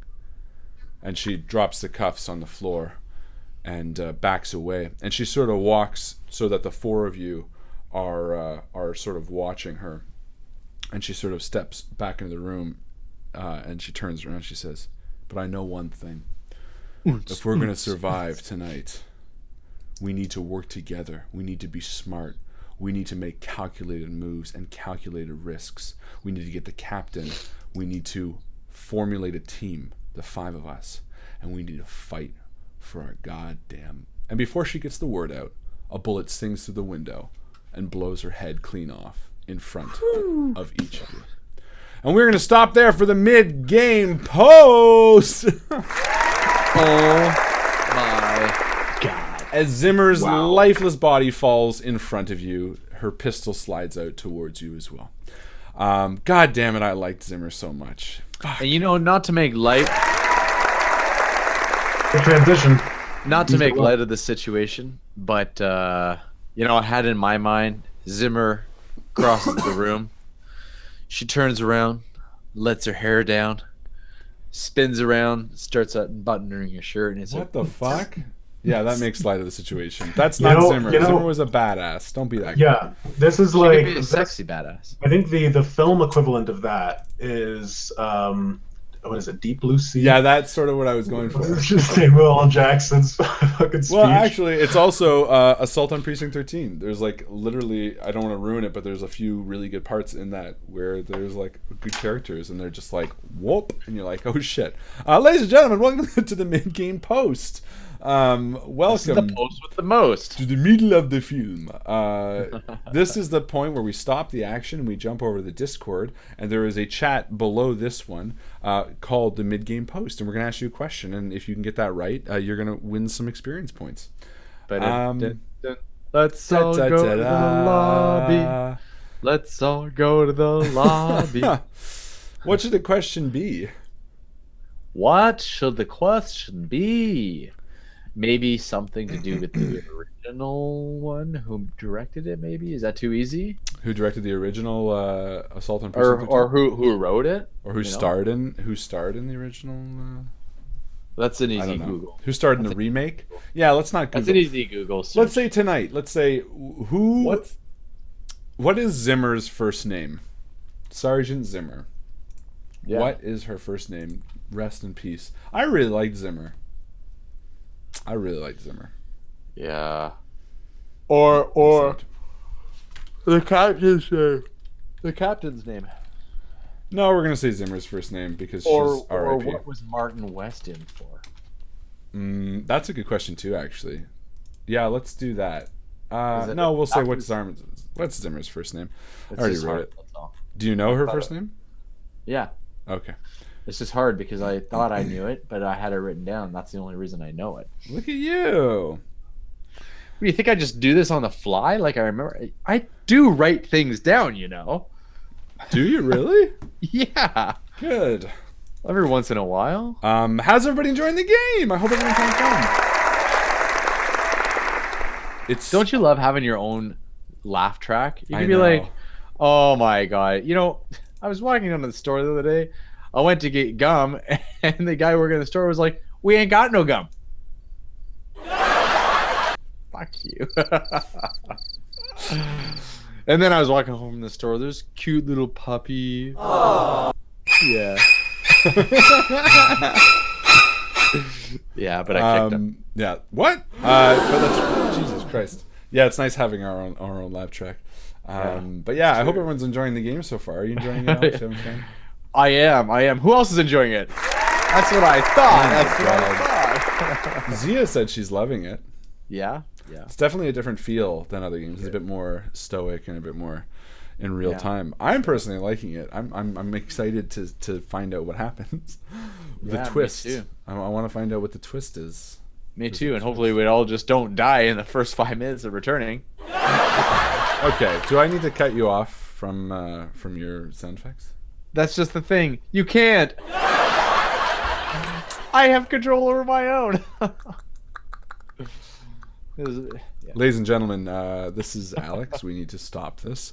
Stop the madness. Donate to Alex. This is an anti-computer fund today. We're gonna do a Kickstarter To stop get Alex rid of from your money? using. Huh? To get rid of your computer? No, to stop me from using the soundboard. Stop Alex today. But you know, this sort of. If you do a fucking sound effect, Well, no, it just makes me think. You know, it's like. that's not even the right What sound to effect. expect. Do you not know how Law and Order works? Yeah.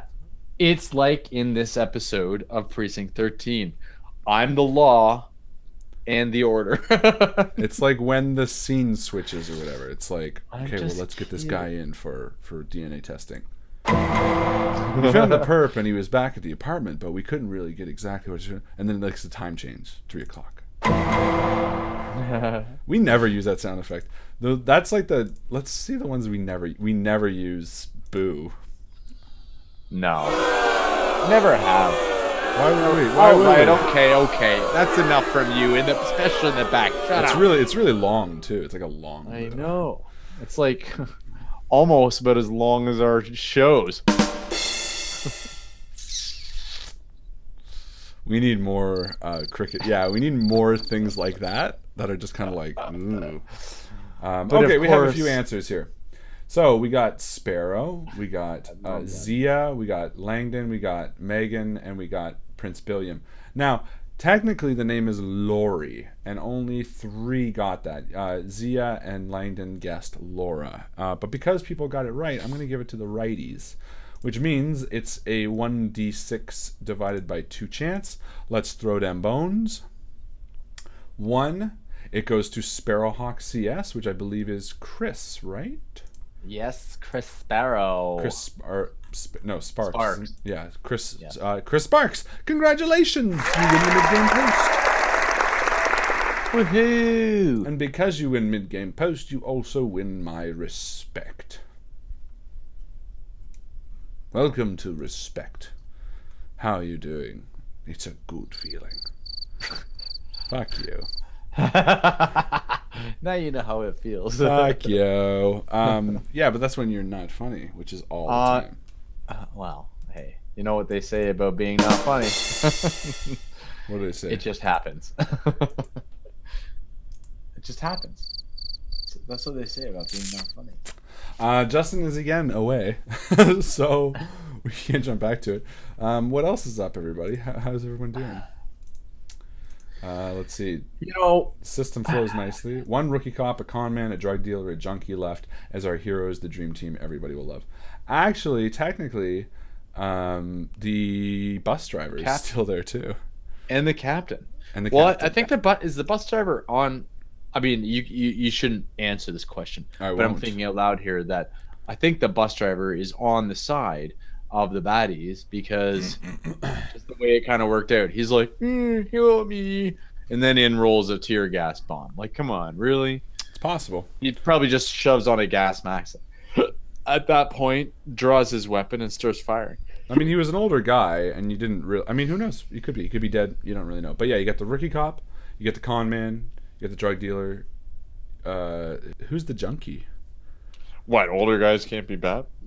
Well, I don't know. He's not a junkie. West is a arsonist. So you right. got him, and then you got the captain. Did I count the bus driver? Rookie cop, con man, drug dealer, junkie, captain. No, and the bus driver. Possibly. So it's possibly 6 people. Megan Dawn's saying, all right, mid-game means perfect time to move to my bath. I think she means And you bed. know what? No, I think she means bath. Really? If you are watching From the bath. the Invictus stream in the bath, That's sort of the that's a new level. That's a new level of cool. Yeah, Because I think my wife's in the bath right now. it's a pretty chill way to watch. The Are stream you in the bath? as he wakes up his 1-year-old? I'm back. Oh, there you are. Hey. Back to the extreme. Back. You Chris, can't believe. Back. Chris Sparks won the mid-game post. Hey, Chris Yeah. Sparks. Wait, who Who won the who won the MVP? MVP? It was Lewis Clark. and Clark. No, it was Louis Dreyfus. Ricardo Romero Leon. I will send you the name here. Okay. What happens if we do private roll? Do you all She see this? frequently watches from the bath. Is that what she said? That's what she said. That's awesome. Some Bath. candles going. Some and candles. bubbles. Now, Get romantic. now I Rose really just petals. want to take a bath. Me Now- too. No, here's what I want to do. What do you want to do? I want to do because Megan, as I've said I think it was just last week, Megan is one of the very few members with the distinct privilege of having watched every single one of our streams. I think it would be very, very fair if we did a bath stream for her, and we did a game dedicated to be watched in the bath. Like we should be like, at this point, add bubbles, and like we'll be like, at this point, watch this next scene from under the water. We'll have to do a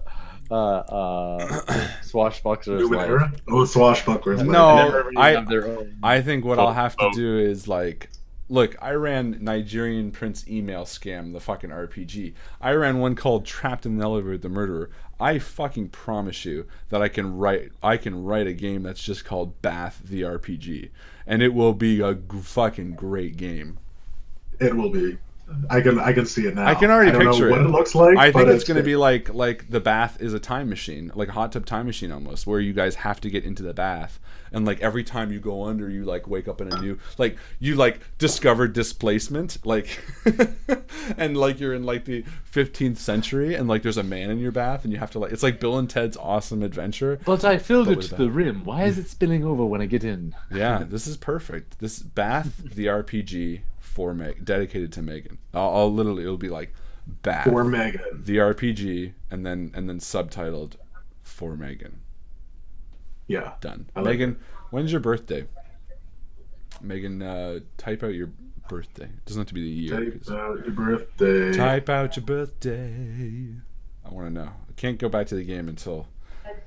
See, now Joe's not here, so we can waste as much time as we want. Joe's always the one that's like, okay. Guys. Without her, we could do what we used to do. Nonsense. But this is what the real show is. Really? I mean, you can watch people role play anywhere. You know, the bus station. I mean, yeah. But when are you going to find people who will sit on stream and for dozens of minutes, sometimes hours at a time, just talk about nudity, farts, poops, boobs. You say unity? Unity. Oh, we all come together. What did I say? We all come together. We all come together. We talk community. We all come at the same time. Unity. Nate, who's the artist, Harlan? Operation Ivy. Very good. Okay, January so 22nd. it's not a Wednesday. January 22nd. Oh, But that's fine. You know what? We'll just do it next time. Maybe it'll be next week. Maybe it'll be a week after. Actually, I think, you know what? It'll be the week after next. I'll do Bath the RPG for you, Megan. Oh, I'm gonna go climb in the bath with my wife. Bye. After this. See, she says she misses the ridiculousness. More ridiculousness. More ridiculous. More ridiculous.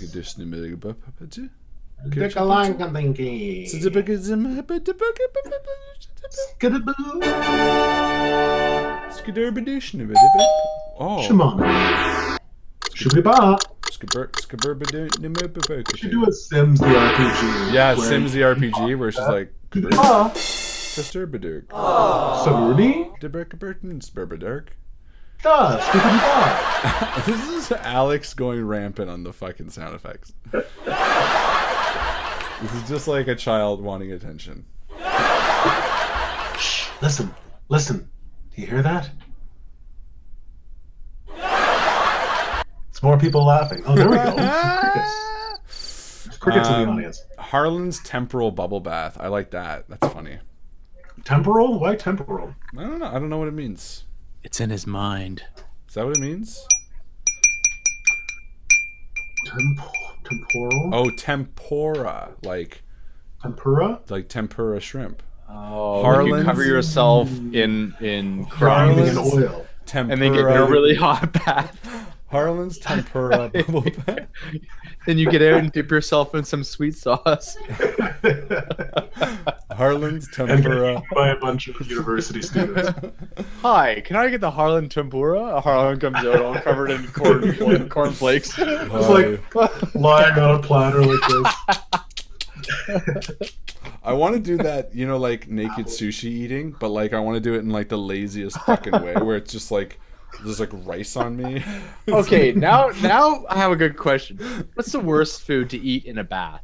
What's the worst food to eat off? Okay, that. But then second follow-up question: what's the worst food to eat off a naked body? Can we get first? It's just the bath. Okay, First bath. would be something really, like a steak. Let's say you're in a bath and just the exposed parts of you have to put the food on. So a both. lot of exposed parts of me in a bath. I'm gonna say sushi is gonna be ridiculously nasty. Yeah, You might pick up some of that. probably soap. ice cream too. I Yeah, I was thinking thinking ice cream. Sloppy Joes. Beans? But Sloppy Joes are kind of a Beans? gross one to eat all the time. Well, sloppy joes and beans. See, that would be good because you could just clean it up afterwards. bread in a toaster, says Mike. Oh man, I really. I'm thinking something that should be crispy, but then it's gonna be really soggy. if Soggy. you eat it in Tempura. that. Just tempura. Burritos. Ew. Burritos. Okay, here's the real question. Okay, this is the way we do this. What has an almost 100% spillage rate? Like a taco? Yeah. Like Yeah. a taco. Like think about ground beef floating like an oily taco. Would Oily be nice. taco. An oily burrito. hard shell taco. Because you know it would break. You would get meat floating in the know. bath. Yeah, that would suck. Yeah, that's me. An oily hard shell taco. Now, what's the worst thing to eat off a naked body?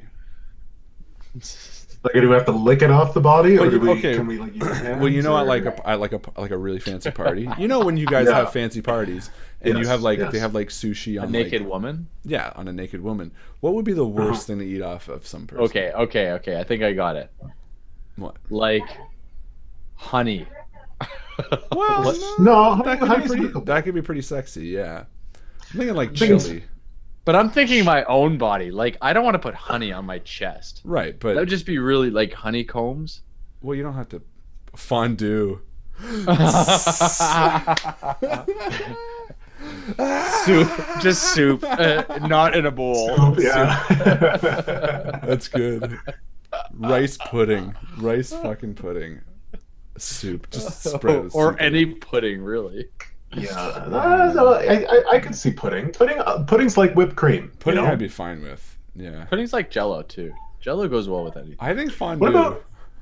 Okay, what about like? I think fondue oh, takes what's that it stuff? because even grease you can wash off in the bath, but Yeah, fondue. cheese, tartare. cheese is What about like a steak steak tartare. tartare? No, Oh. that'd be. I'd find. That's just wrong. Oh. You'd probably find that at one of those parties, but just Yeah. like the idea of having like raw meat on a person. I don't know. I think I gotta do fondue because like think about like you'd get hair in the fondue almost. Like you'd be like, you know, you like Oh, I wipe it. guess it depends Oh on the my person, too. god, yeah. Yeah. Like not in a bowl on the person, but like just melted cheese on a Like person nachos Yeah. and cheese. Yeah. that you have to like. Actually, that's a bad one to eat in the bath Nachos too. and Nachos and cheese. Yeah. Because all the nachos will go soggy as well as you're eating. Yeah, it's No. true, and Oh, then I you- know. You know. Okay, I got this. You know what would be the worst to eat off a person?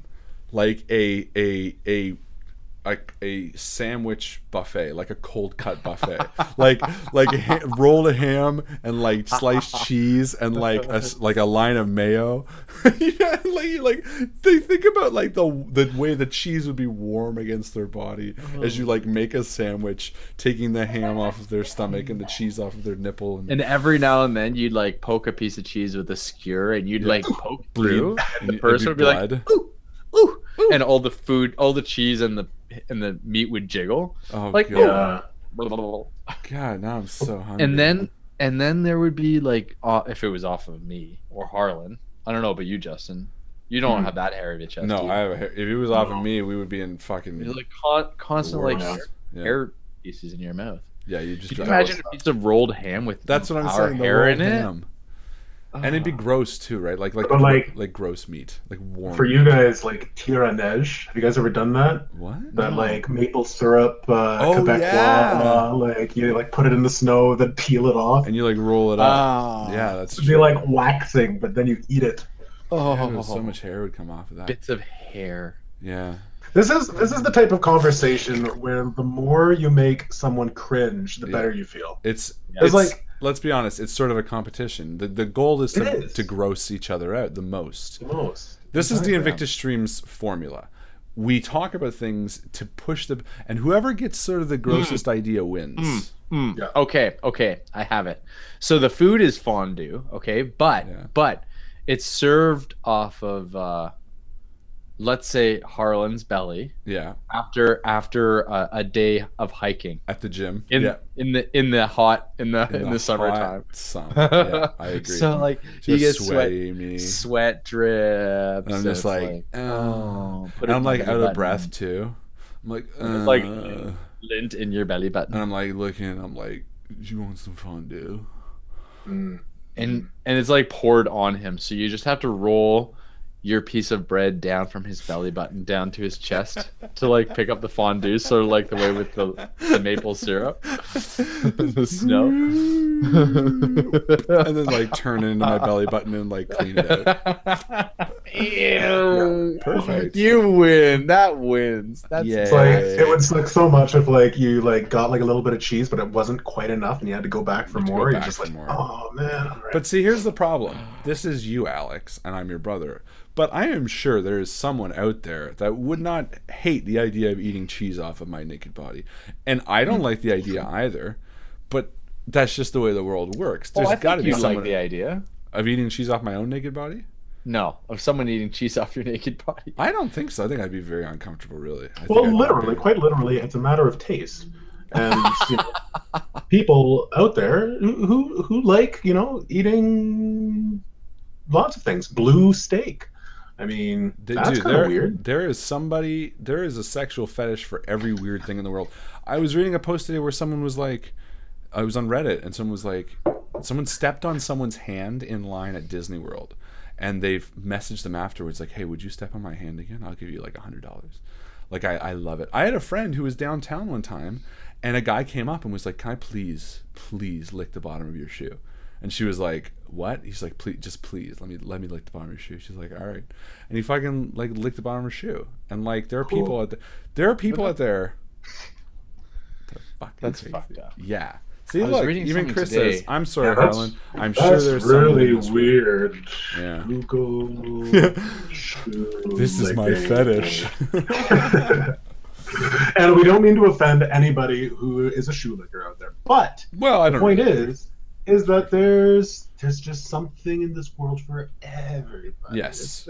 If anything, it's about inclusion. It's about, hey, if you don't have a weird sexual kink, you probably just haven't been looking hard enough. Mm-hmm. I think you're right. I think you're onto something there. Yeah. All right. What are we doing? Let's play a game. Assault on Precinct 13. That was the longest That's the longest I think we've ever done. That was great. I loved it. That was a long time. Yeah, hey, I'm fine with it. Mid-game posts myself. I think my son is up. I wonder why. Is it because you shouted, "Are you in the bath?" I almost promise it is. You almost did it too, didn't you? Also, I was looking up mustard gas and urine and it doesn't work anymore. It worked in World War One, like pee on a rag and put it in your face, Mm-hmm. but it won't work on the stuff they use nowadays. Well, it wouldn't be mustard gas. Tear gas, rather. Tear I was gas. gonna say, if they're throwing mustard gas, then you're fucked. You're fucked. That's what I meant. That reminds me of one last thing before we go back to this game. I was watching New Girl, which is a good show. I quite like it. But there's like the scene where he gets stung by a jellyfish, right? And you have to pee on it, obviously. Everyone knows that or whatever. And I just remember, I don't know why it came into my head, but I thought it was so fucking funny where he's like, oh man, you gotta pee on my foot or whatever. And he's like, oh, I can't pee. He's like, does poo work? it's like such an obvious and innocent like leap, but like so wrong. He's like, can I go? He's like, should I go number 2 on it? He's like, no. All right, ladies and gentlemen, without further ado, assault on Precinct 13. The lifeless body of Zimmer lies below you. The bullet hole sings clean through the window and hits the far wall as each of you dive. The bullets continue sort of soaring for a moment and then stop as you see the red laser of at least 2 snipers sort of circling around the room from the outside. I lunge for the fire extinguisher. Okay. And I begin spraying it into the hall. Nice. Yeah, the room and sort of begins filling with smoke, and you see the red lines of the sights sort of continue and then eventually turn off as you cover your attack pretty well. Where do we go, rookie? Where do we fucking go? Let me think about this here. There's no time for fucking thinking. We gotta get out of here. What was that? I need to think of my. You're Irish or something. Oh, thank you. Oh, yes, I was Irish. Yes, thank you very much. So, I think we should go. Listen, if we go back across the hall, we can duck back into the room with the. I can't. You don't know what your Irish is. You work on Irish for a second. As you duck do, back into the room. your radio into clicks the on. prison room. Rookie, this is the captain. I heard a bunch of gunfire. What the fuck's going on down there? Seriously, sir, I haven't got a clue what's going on here. In fact, it's shocked me, sir, right to the bone. I don't even know my accent anymore. Do Irish. Think of like. Yeah. Think of I leprechauns. can't even think of. Think of Honestly, leprechauns. sir, I can't even think of what's happened.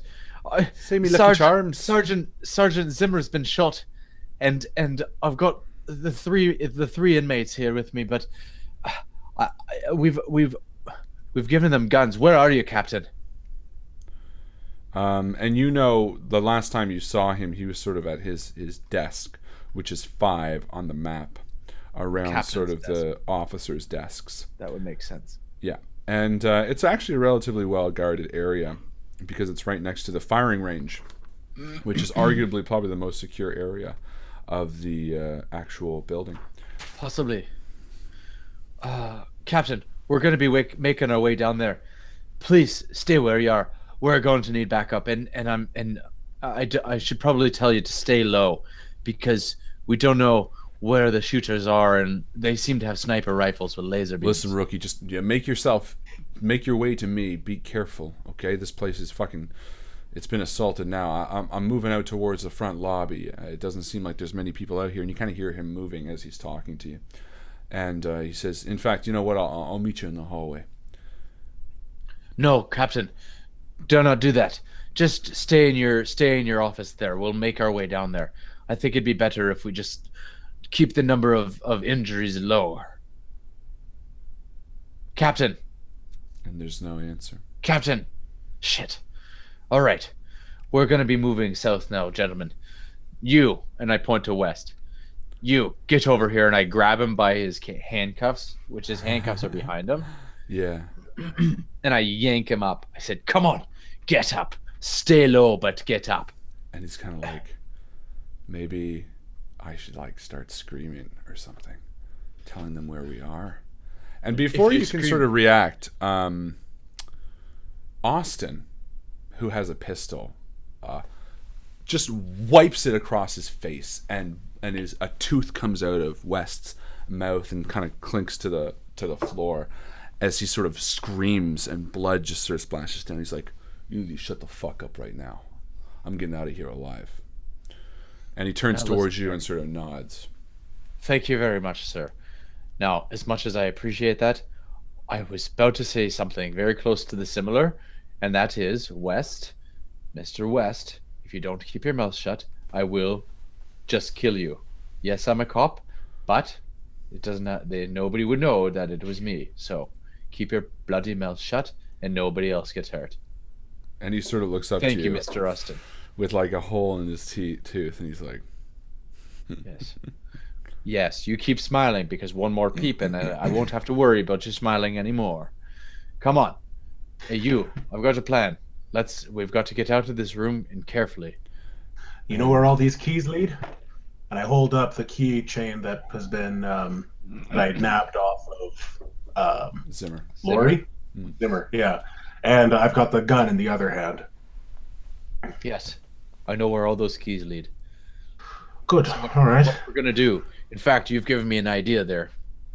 As we leave rooms, we're going to lock them behind us with the key so that there's no question of anybody following us unless we hear big bangs and banging down the doors, okay? Okay, now what's your plan?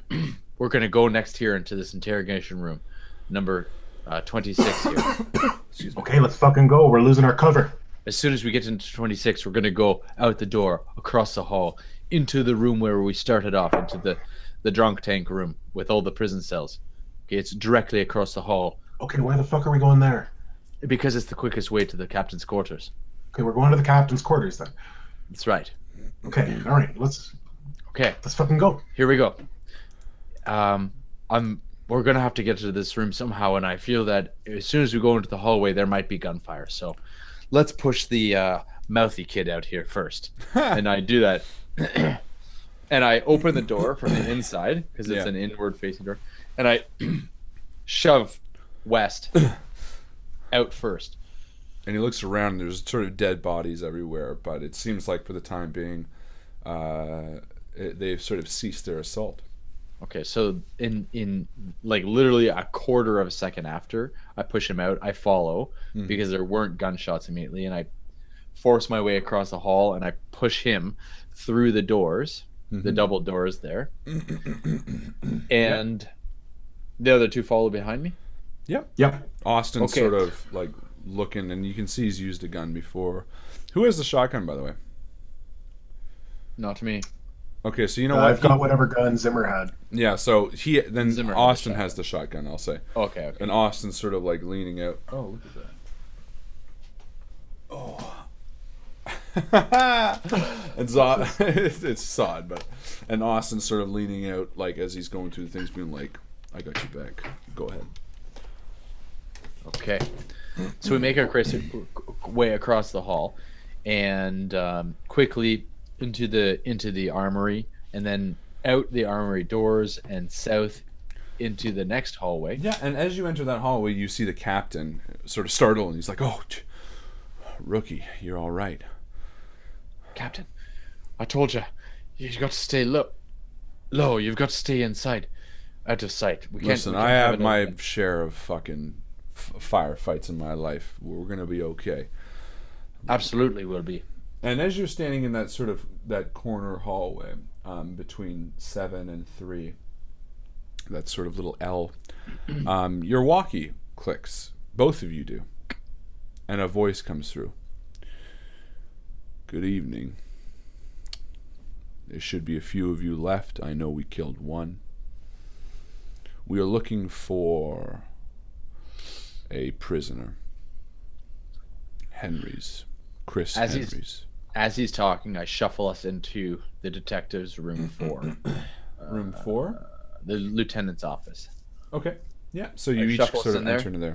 And I wait for the captain to turn his radio down. Yeah, and I also turn my radio You all turn down, and Austin sort of enters the room too, and the four of you are just sort of standing there listening to the voice speak through the radios.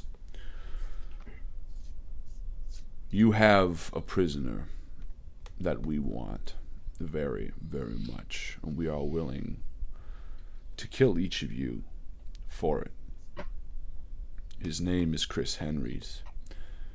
He has been charged with something very minor, but he has information that we very desperately need.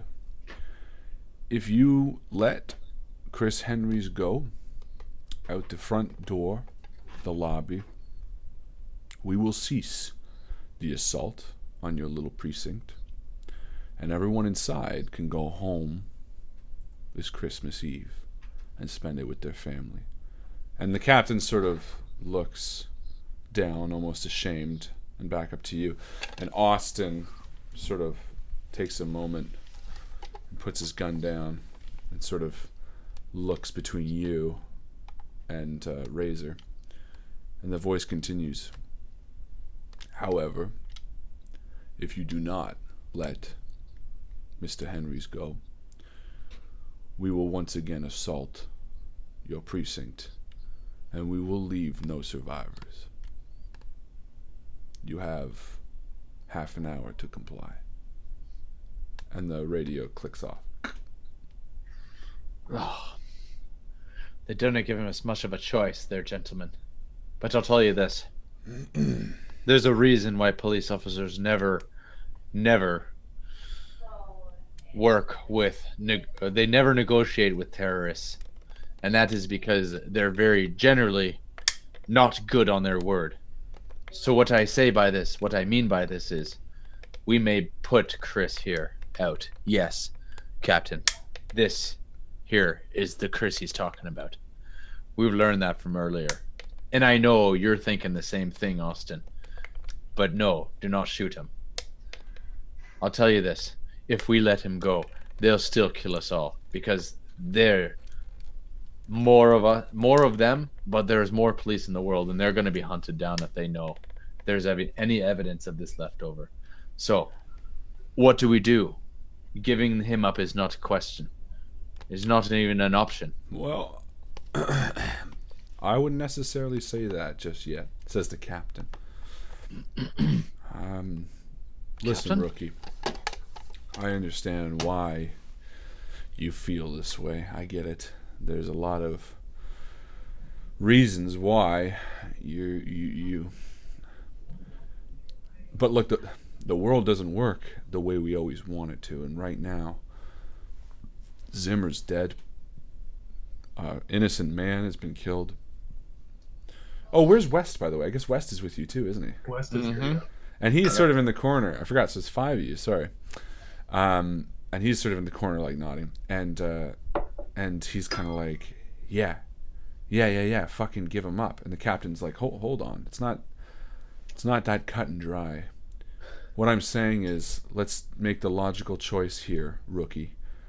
Let's pretend this is the Titanic. This ship is sinking.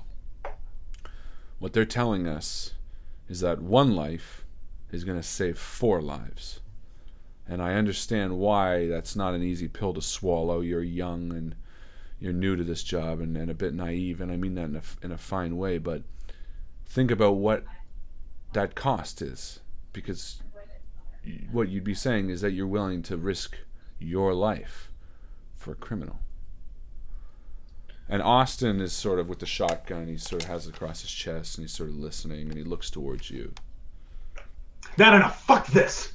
Put the gun down, Austin. And I hold up my pistol before he even has a chance to raise his gun. Put the gun fucking down. You too, Captain. And the captain's sort of like, ho. Listen. There's no need to do anything like that. Just yet. Okay? What the hell Just is this? talking here. Is there only one non-corrupt cop on the force? Huh? This rookie? You haven't been able to sink your teeth into him yet? What the fuck are you talking about? Says the captain.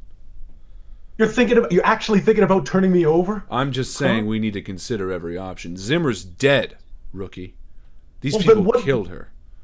You're suggesting that I should just lay down my life for these fucking people? That you're not even gonna put up a fight? You're a It's druggie. your fucking job. You're a goddamn drug pusher. How many people have you killed? How many innocent lives have you ruined? And you are standing there preaching to me, someone who's dedicated 30 years of their fucking life, keeping shit like you off the streets? Fuck you. No, fuck you. Listen, you say that people are going to be able to track them down, your cops. That's impossible. You're not going to be able to fucking do it if you don't know who you're hunting. It just so happens that you don't want to kill me because I know who is doing this. And I have proof. And you can put an end to all of this fucking family mafioso bullshit.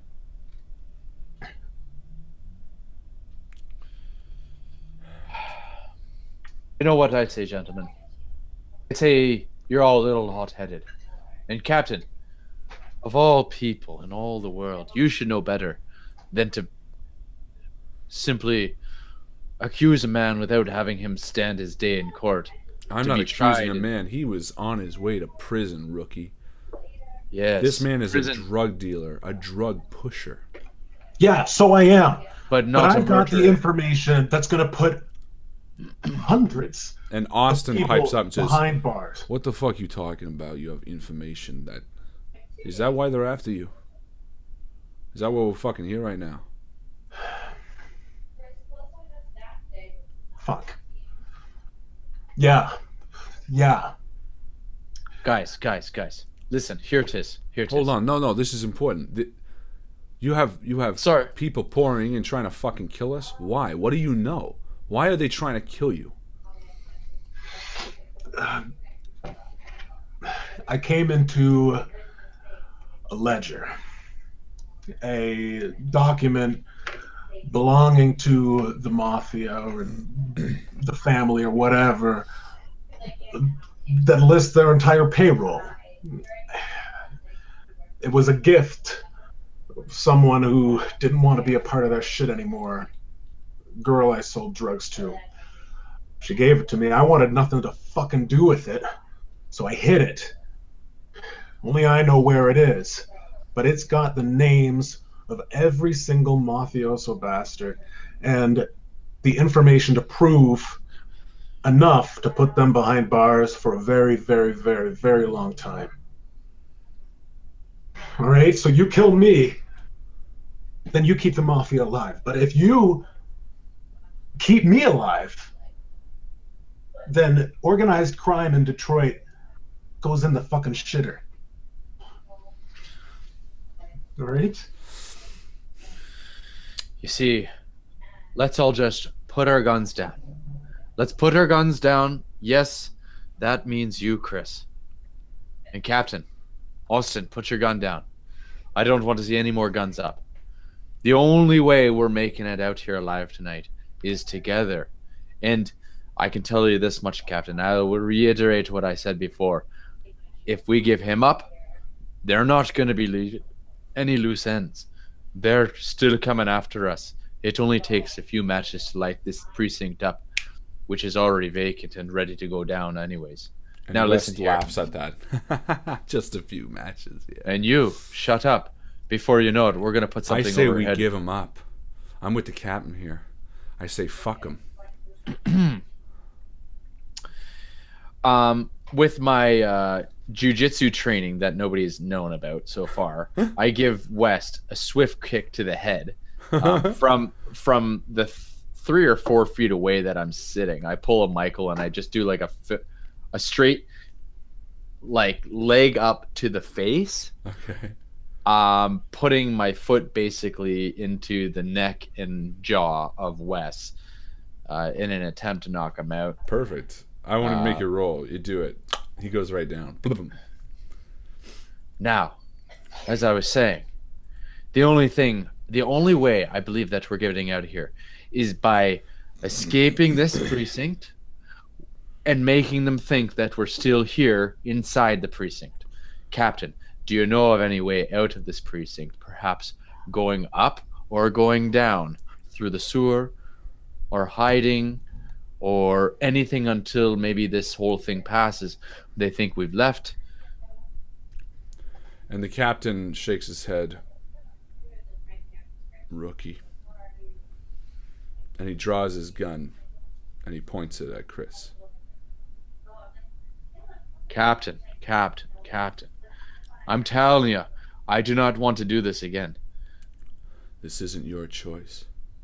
And Austin, who's sort of remained quiet and stoic, also draws a shotgun and points it at Chris as well.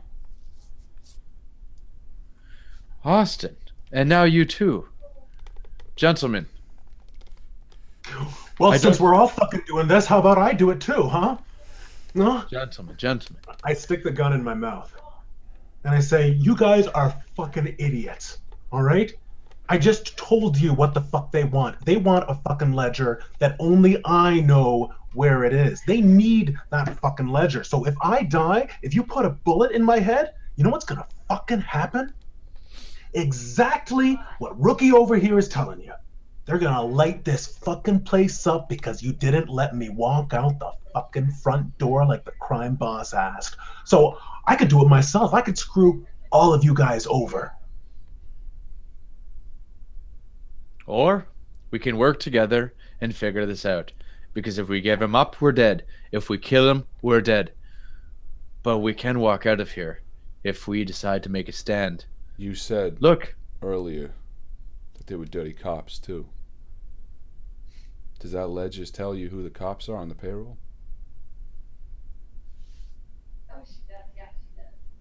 does it, Captain?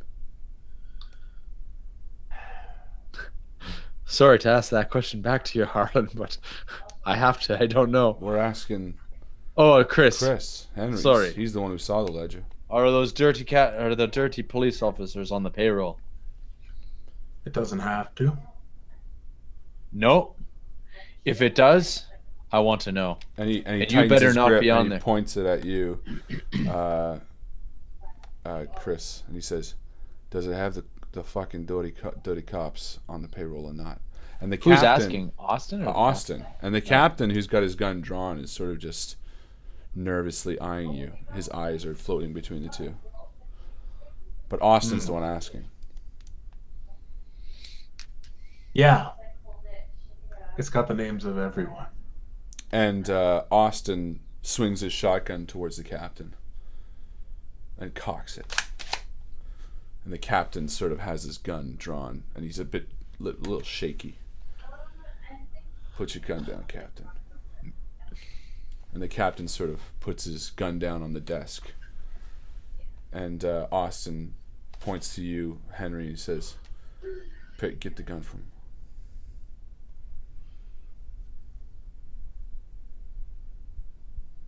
Is that me? Yeah. All right. I walk over to the captain and I yank the gun out of his hand. And I make to whip it across his face. And the captain sort of slinks away a little bit. And he sort of shakes his head and says, "Rookie, I'm not in that fucking payroll, but you need to understand that this is just logic. Even if what you're saying, even if what you think is true, it doesn't matter. One fucking junkie, one fucking drug dealer isn't going to make a difference. If we haven't even a shot to survive tonight, and giving him up." Captain, do you know why I came here from Ireland? Do any of you know why I'm here? Do any Of course, of you I know don't why I have fucking this know why you're here. bloody I don't think accent? anyone cares why you're here. No. It's about one decision. And the point I'm trying to make here is our life sometimes boils down to that one decision. That one underage kid that was drunk, that you shot and killed. That one accident when his mother came screaming out of the house, crying at your feet. When you made that one mistake that you can't take back. When you shot that 16-year-old boy who was just reaching for a stick of gum and you thought it was a gun. Listen here. When you make a mistake like that, they can't take it back. So I know when a mistake can be made. I know the consequences that they can have. So don't you tell me, stand there in all your judgment and say to me what kind of mistakes or judgments or decisions you think you can make. Now all you put down your guns, because there's a way out of here.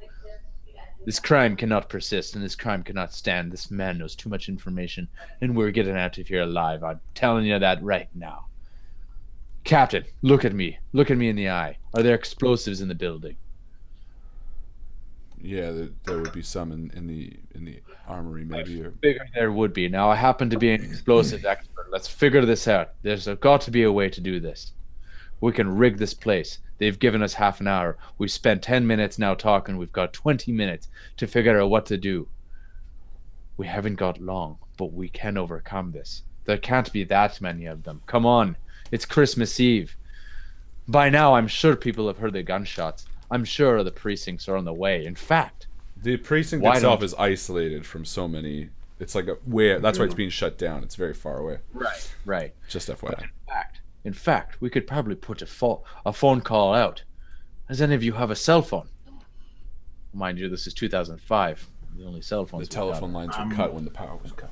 It's true. And I'm a prisoner. No, I don't have a cell The phone. captain sort of slinks down to a desk, and West just sort of wakes up and he's like, and All right, so there's Austin, who still has a explosives. shotgun, sort of puts it down and says, "So the plan is to rig this place with explosions and blow it to high heaven when they come." Well, we could rig the place with explosives, but you and I and the captain and Mr. Razor here, we know that there's only 3 cops here. Well, now 2. But the people outside, they don't know there's only 3 cops. We can make the place look like, well, like Home Alone if you want to. We can make the place look like there's multiple people in here. Place bombs at every door and tell them to come on in. Look, didn't your friend Zimmer say that there was a way in the basement to get to the sewers? She said something. Yeah, like she that. did say something about that. So let's rig this fucking place to blow, and when half an hour hits and they come storming in here, let's blow it and get the fuck out through the sewers. Oh, that sounds like a good plan to me. Now let's do it. Captain, where are those explosives? You said upstairs? And he's sort The of armory. He's like, the armory there, behind lock and key. But here, let's go. And he heads out to the hallway. And are you bringing West, or are you sort of leaving him there? West, I'll handcuff to the radiator. So it's like, Whoa, Jesus. We're gonna rig this place to blow and you're just gonna handcuff him to the radiator? well, we'll come back for him. No, we're not fucking coming back for him. Either he comes or he... You I want to drag say- him, Razor? What do you say? Fuck. Tell West, you what. Tell you you what. gotta... You will split up. Mr. Razor, I think I can trust you that you don't want to be caught by these people. Go. No. I just feel like blowing a guy up is the wrong way to do it. No, we bring him with us. We'll bring him with us before we blow the place up. But here's where he stays for now, while we can rig the doors and find the exit. We'll come back for him before we blow the place up. Seems like a lot of moving around. Well, the other option is you take him and find the exit and lock him up near there. Fuck, let's Well, just we leave will. him. What the hell is he gonna do? That's right. He's a crazy person anyways. The man is always smiling and laughing over crazy shit. Mhm. He's an arson, for God's sakes. Fuck. And- Okay, no, he's got to come with us. He will eventually. Let's go find those explosives and make our way to the exits. They can't know we're doing this, so we have to somehow create distractions to make them think that we're somewhere on the interior while we're making the doors. So we might be able to use them to our advantage. In fact, yes, and I unlock him and drag him. We drag him out into the hall. Okay. And the captain heads out across the way to the armory, and he sort of guides you there. And in one of the booths with the 8 that was under lock and key that you weren't given access to before, he opens up as the 4 or 5 of you sort of pour in, and he reveals 3 sort of packages of plastic explosive, and he says, "These were confiscated. I don't even know if they would work entirely, but I mean, if we were to blow this place up," and he pulls out a map off the wall and he says, "Someone's got to put one in the lobby. Someone needs to put one in the north end, and I can put one in my office, and that should level the fucking place." If that's what you Okay, think, do it. What are we waiting for? We got 20 minutes. Well, Captain. the lobby's exposed. It's all covered in glass. The entire thing. The minute you guys started having a firefight in the back, that front was Swiss cheese. Anyone who goes up there is going to have to be very fucking careful. Yep. Not to mention the gas pumps out near the cars. Yeah, that's one. The That's garage. a big too. The way to the basement is through the north. If you look at 22, 23, those are a set of steps down that lead to a sub basement. Let's just say. That sort of back area. So if we make our way up to 22, once those doors are ready to blow, we've got to go. Well, I'm going to plant the explosives in my office in the fifth. Again, which of you two is going to do the first, and which is going to do the north? And Austin's kind of like, I'm just going to get out of here. It's up to you two. All right. Well, I'll show you how to do it on the way. I'll go to the north. You do the lobby. The lobby is going to be much easier. It's much closer. No, the lobby's much more. And the captain says, no, the lobby's completely exposed. The lobby is much more risky. Okay. Then I walk up with him to the north end. I walk up with Razor. Okay. And I show him how to do it on the way. Okay. And at about the halfway point, I turn back and head back towards the lobby. After showing him how to set the primer, how to, So you decide to part ways, and the captain heads down back to his office, and he says, "I'll meet you all in the basement. Good luck." And he sort of leaves on his own accord. And you take Wes and Austin, and the four of you are walking through the hallways as you're sort of explaining how to actually arm the plastic explosives.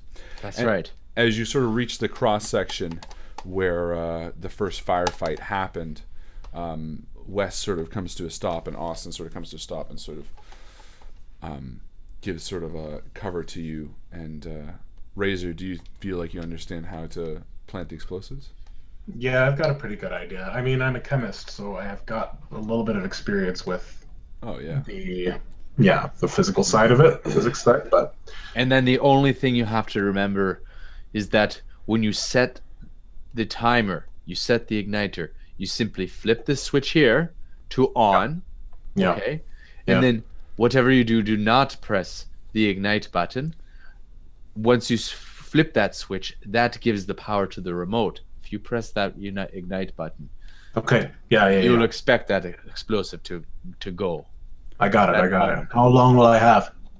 You won't need to have any time. I've got the remote in my pocket. Okay. Once we're below, I will detonate it. All right. Once the half hour is up. And I turn back to keep going north, and then I turn around and I say, "Hey, rookie. What is it? Thanks. Thanks for being one of the good guys." Don't mention it. In fact, don't mention it at all. And I turn around and walk away into the still hanging fog, smoke to the south. And Austin is sort of watching Wes, and he sort of pushes him forward and has the shotgun to his back, and the three of you cons are sort of walking around, and you enter towards the steps to the basement, and Austin's like, "Is this where you're supposed to plant it?" Yeah. in the basement? No, not yet. It's just sort of where the bombs are supposed to be planted. So. Yeah. All right, we'll stick it on. And he sort of looks back and he leans out and he says, "We don't have to wait for him." And I start punching in, doing all of the commands that Rookie told me, and I get it all set up in the spot that was designated. And I say, "I know we don't, but might as well." For a minute, I guess. Rookie, you are heading south through the hallway, and it's eerily quiet. You hear the blizzard beating on the windows in the front lobby that are now shattered glass from the first assault. And as you enter the double doors, you can kind of see out into the night. The blizzard, the snow in sort of the emergency lighting just sort of flicking past the open doorway. Well, actually, I don't head the double doors into the lobby. I head into the front desk room. Perfect. So I'm behind the desk, and that's actually where I plant the C4 is underneath the desk Perfect. because it's still in very close proximity. It's just gonna shatter all that wood Yeah. and cause a sort of a explosive display. And then- yeah. And I was gonna say, instead of doing the full one there, I also take an eighth of the amount of C4, I guess you could say, Okay. with me. Well, typically you only have one charge, so you need to Right. actually stick the positive and negative in to ignite it. Yep. But we'll say you do anyway, because it sounds interesting to whatever you're gonna do. Yeah. So I do put the detonators into it, and so I Okay. don't have any detonators, but I do have about an eighth of a cube of C4 Okay. in my hand that I'm being very careful with. Yeah. And assuming that the captain is now put the C4 in his. So yeah, so you crouch under the desk, and sort of the front lobby area is eerily quiet again, and you sort of walk over, and underneath you sort of plant the C4, and you stick it against the wall, and you look at it, and you flick the switches, and as your mind is sort of on that, you hear a soft click from behind you, and you feel the barrel of a gun against the back of your head. Now, who might that be? And you turn around to see the captain standing above you. Rookie, Captain. why couldn't you just make this fucking easy? You're telling me, Captain. And he's like, stand up, kid. And he sort of backs away, keeping the gun on your head. What could you possibly gain from doing this sort of thing, Captain? What do you mean, what could I gain? That book that fucking druggie has reveals that for 30 years I've been on the payroll of the family. You know how that's gonna fuck with me? You know how that's gonna fuck everything I've had? My pension, my family. Rookie, you have no idea. My entire life is gonna be over if he makes it out of here alive. And he reaches to his walk, and he says, "Yeah, the rookie and I are in the front. You can come through the lobby now."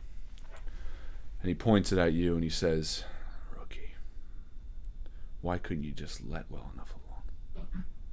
You know what, Captain? You're a real piece of shit. And I really fucking hate you. Because I was actually hoping you were one of the really good guys. But it just goes to show you that nobody's really fucking good. And while I'm making this big dramatic speech, I've got my hand on my gun on my side. Does he notice? I don't know. But I do unhook it's already armed, and I've used it enough time. It's not clipped in. Mm-hmm. And I finish off my statement. You know, you're a real piece of shit. And I really wish I never came to this fucking country in my entire fucking life. And with that, I pull it out and I just fire as soon as it is in your direction whatsoever. Fucking A, let's do it. Pulling the trigger. I'll give you because you added the detail of the nice line and how you did it, you can roll 3 die. But wait, I don't just shoot once. I shoot 3 or 4 times as I'm... So it's like this. I'm like, boom, boom, boom, boom, boom. So it's like... Okay.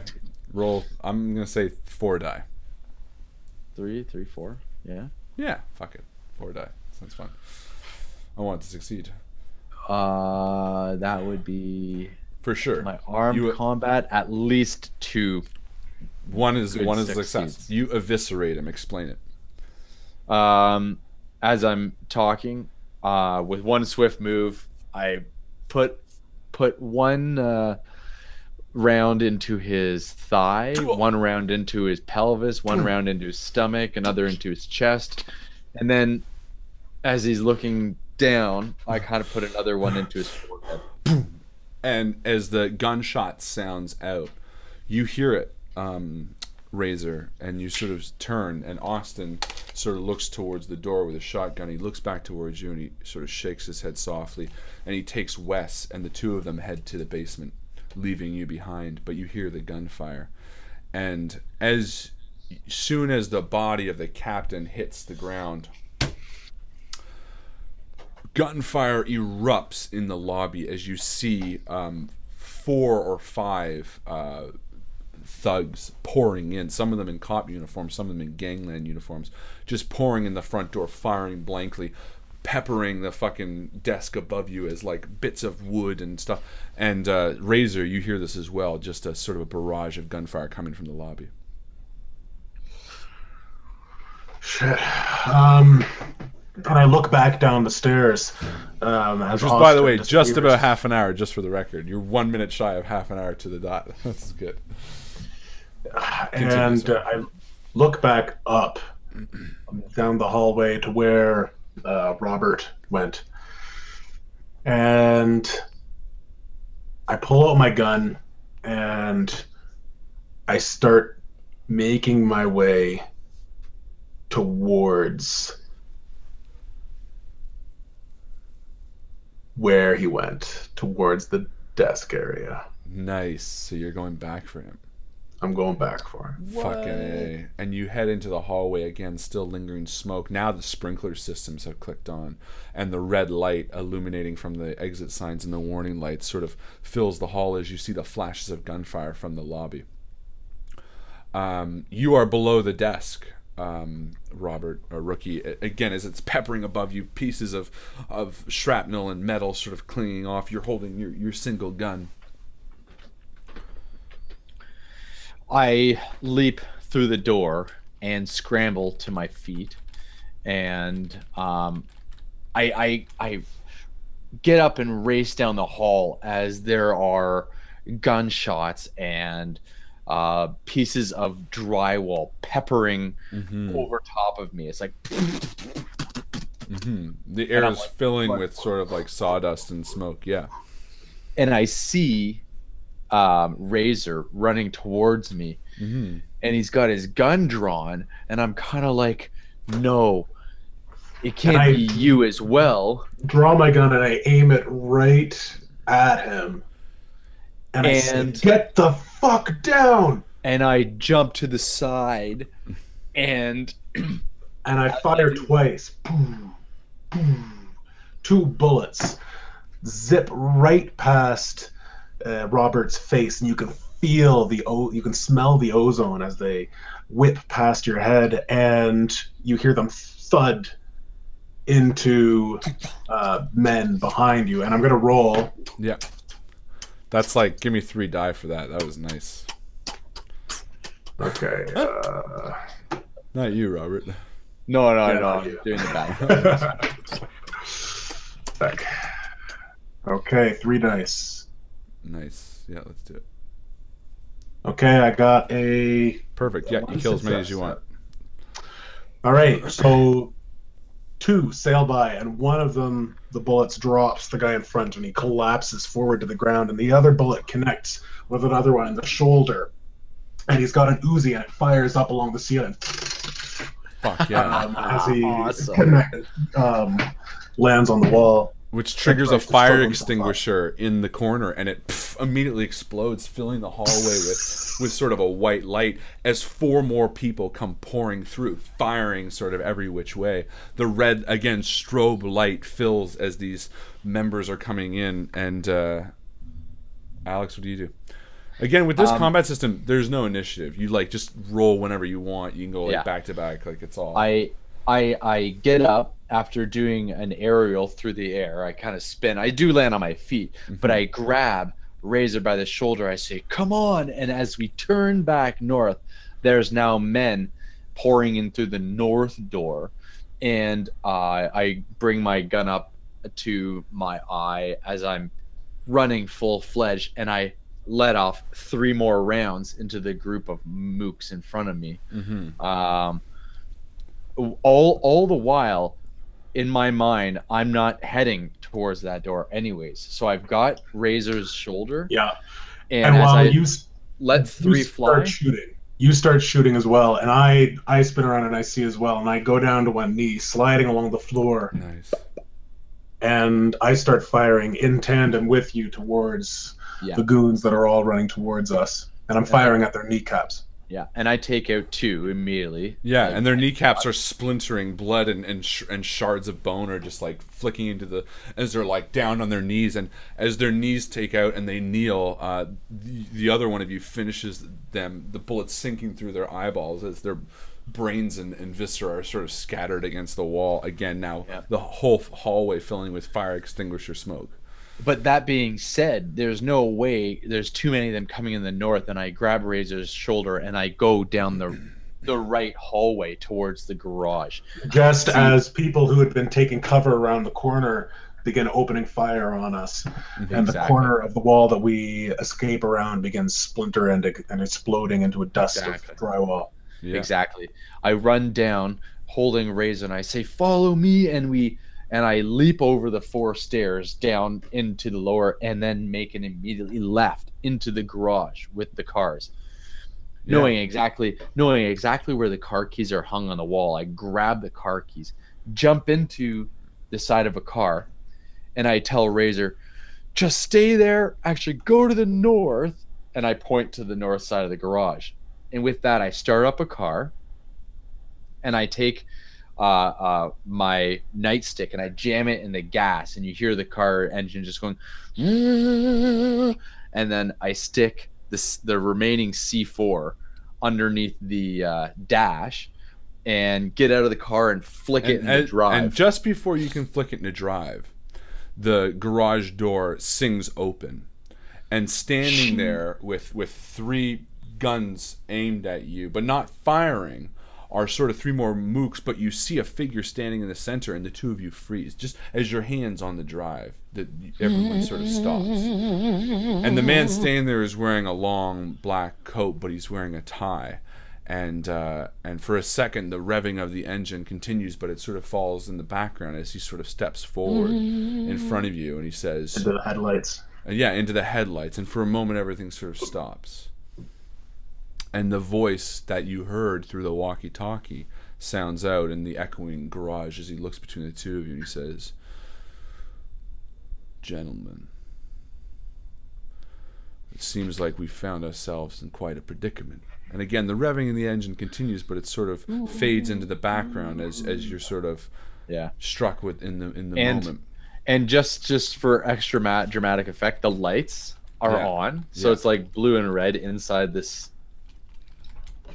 garage. Exactly. So it's just like it's flickering the lights as the revving of the engine. This man who's intimidating stature, and you immediately recognize him from all the wanted billboards and all that, as this is the head of the family. And he sort of looks between the 2 of you, and he says, "I wanted to resolve this amicably, Mr. Henrys, Mr. O'Connor. Yes, I know who you are. I wanted my ledger back so I could continue my work, so I could continue helping provide for the people of this fair city, for the people that want a better life." Again, all the while the engine revs and revs as you sort of hover over the drive shaft. The lights in his eyes, not quite able to see what's going on, but can make out the silhouettes of the 2 of you, and the guns are sort of fixated on you, making him feel confident. And he stands there and says, "All I wanted was my ledger back, and I'm going to get it one way or another. Are you going to tell me where it is, or do I have to pull it out of you?" He says to you, Mr. Henrys. "Fuck you!" And I start firing and running behind like cover of a van as I pull out my gun. Perfect. Like, and the 2 of them start firing, and he doesn't even move. He sort of just stands in front of the car as his goons start firing on you in the car, and you end up hitting one of them, and the other 2 start peppering the back of the car as the wheels pop and sort of sinks down, and he sort of turns his attention towards you in the driver's, just outside the driver's door of the car, Rookie, and he kind of looks to you and he says, "What about you, Rookie? Are you going to play ball for once in your fucking life?" "Well, sir, the list, it's just right here, actually." And I reach into the car, and you just hear clunk, and the car clicks into drive, and it hits the ground almost running. And all of a sudden, the sound of the engine comes to the forefront. and it starts screeching and fires on all cylinders towards the man standing in front of you. And before he can react, he's slapped down on the hood, both of his knees breaking and bending backwards as he screams. The car is driving him across the parking lot, far enough away from the building. As you see in almost slow motion, he sort of peels across the open right before he meets a cement wall on the far side. No, not the cement wall. He meets the gas pump. That's right. But fuck yeah. He slams in the gas pump, piercing his legs, cutting them off as he screams, blood sort of squirting up. He's slamming on the hood, but you can tell he's still alive. His gas is just sort of filling the area and pouring. While I jump through the air and I say to Justin, and as you do, men are coming out from the woodwork and firing, and they're running to his aid, and almost immediately, like 16 fucking mooks are all like climbing on the car trying to help their leader. And as they sort of swarm on there and start firing, and you jump, what do you do? Through the door, I literally grab Razor by the back of the collar, and we jump together through the door of the garage, the north side door there, and barely make it through the door before there's an enormous explosion that takes out pretty much both the garage doors, all the mooks in the area. Well, and because you flicked the C4. Yeah, and it goes into the gas tank too. And it boop, boop. And the C4 was attached to the dashboard of the car. Well, that's what I'm saying. And you flicked it all. So in the lobby, which is filled with about 16 mooks sort of looking around, it explodes. The hallway that Razor had planted, it explodes. The last piece of C4, which was in the dead body of the captain, who they were transporting out, explodes, killing all of their backup that they had outside. And as the family boss sort of looks up, realizing the blinking light on the dashboard is C4, his eyes get shot into the back of his skull as fire engulfs everything. As the weight of the door pushes the two of you down the stairs towards the sewer entrance, and fire just fills the entire area as the two of you sort of land on an open sewer grate and down into the sewer and towards an exit. We look up and we see, actually we didn't even look up, but the whole sewer where we're standing just becomes lit with the fire that's going on above. I look to Razor and I look to Austin. Austin and West are gone. They don't seem to be there. Razor. Shishu and Razor. Are you okay? Stand up. Why am I talking like this? Razor, are you okay? Stand up. You try to pull me up onto my feet and I slump back down. You see I've got my left hand clutched to my chest. And you got see... to hold on. M16 rifle rounds, whatever that caliber would be. A couple of them, 2 bullet holes right around, right in my chest. You're gonna be okay. You're gonna be okay. Now that we're out of there, I'll get you to a doctor. It's not gonna be a problem. Good guy. Good guys. Good guys. And I raise a bloody hand, and there's blood dripping from my arm, and I raise it up to you and I put a bloody hand on your face. Oh, good guys. Razor, tell me what you're trying to say. Talk to me. MacArthur. Good guys. MacArthur must have the list. It must be it. And I won't let you down. Chris Henrys dies in your arms in the sewer. And as you slowly move towards the exit and climb, the storm breaks. Yeah, of course you would. And the storm ceases. Perfect.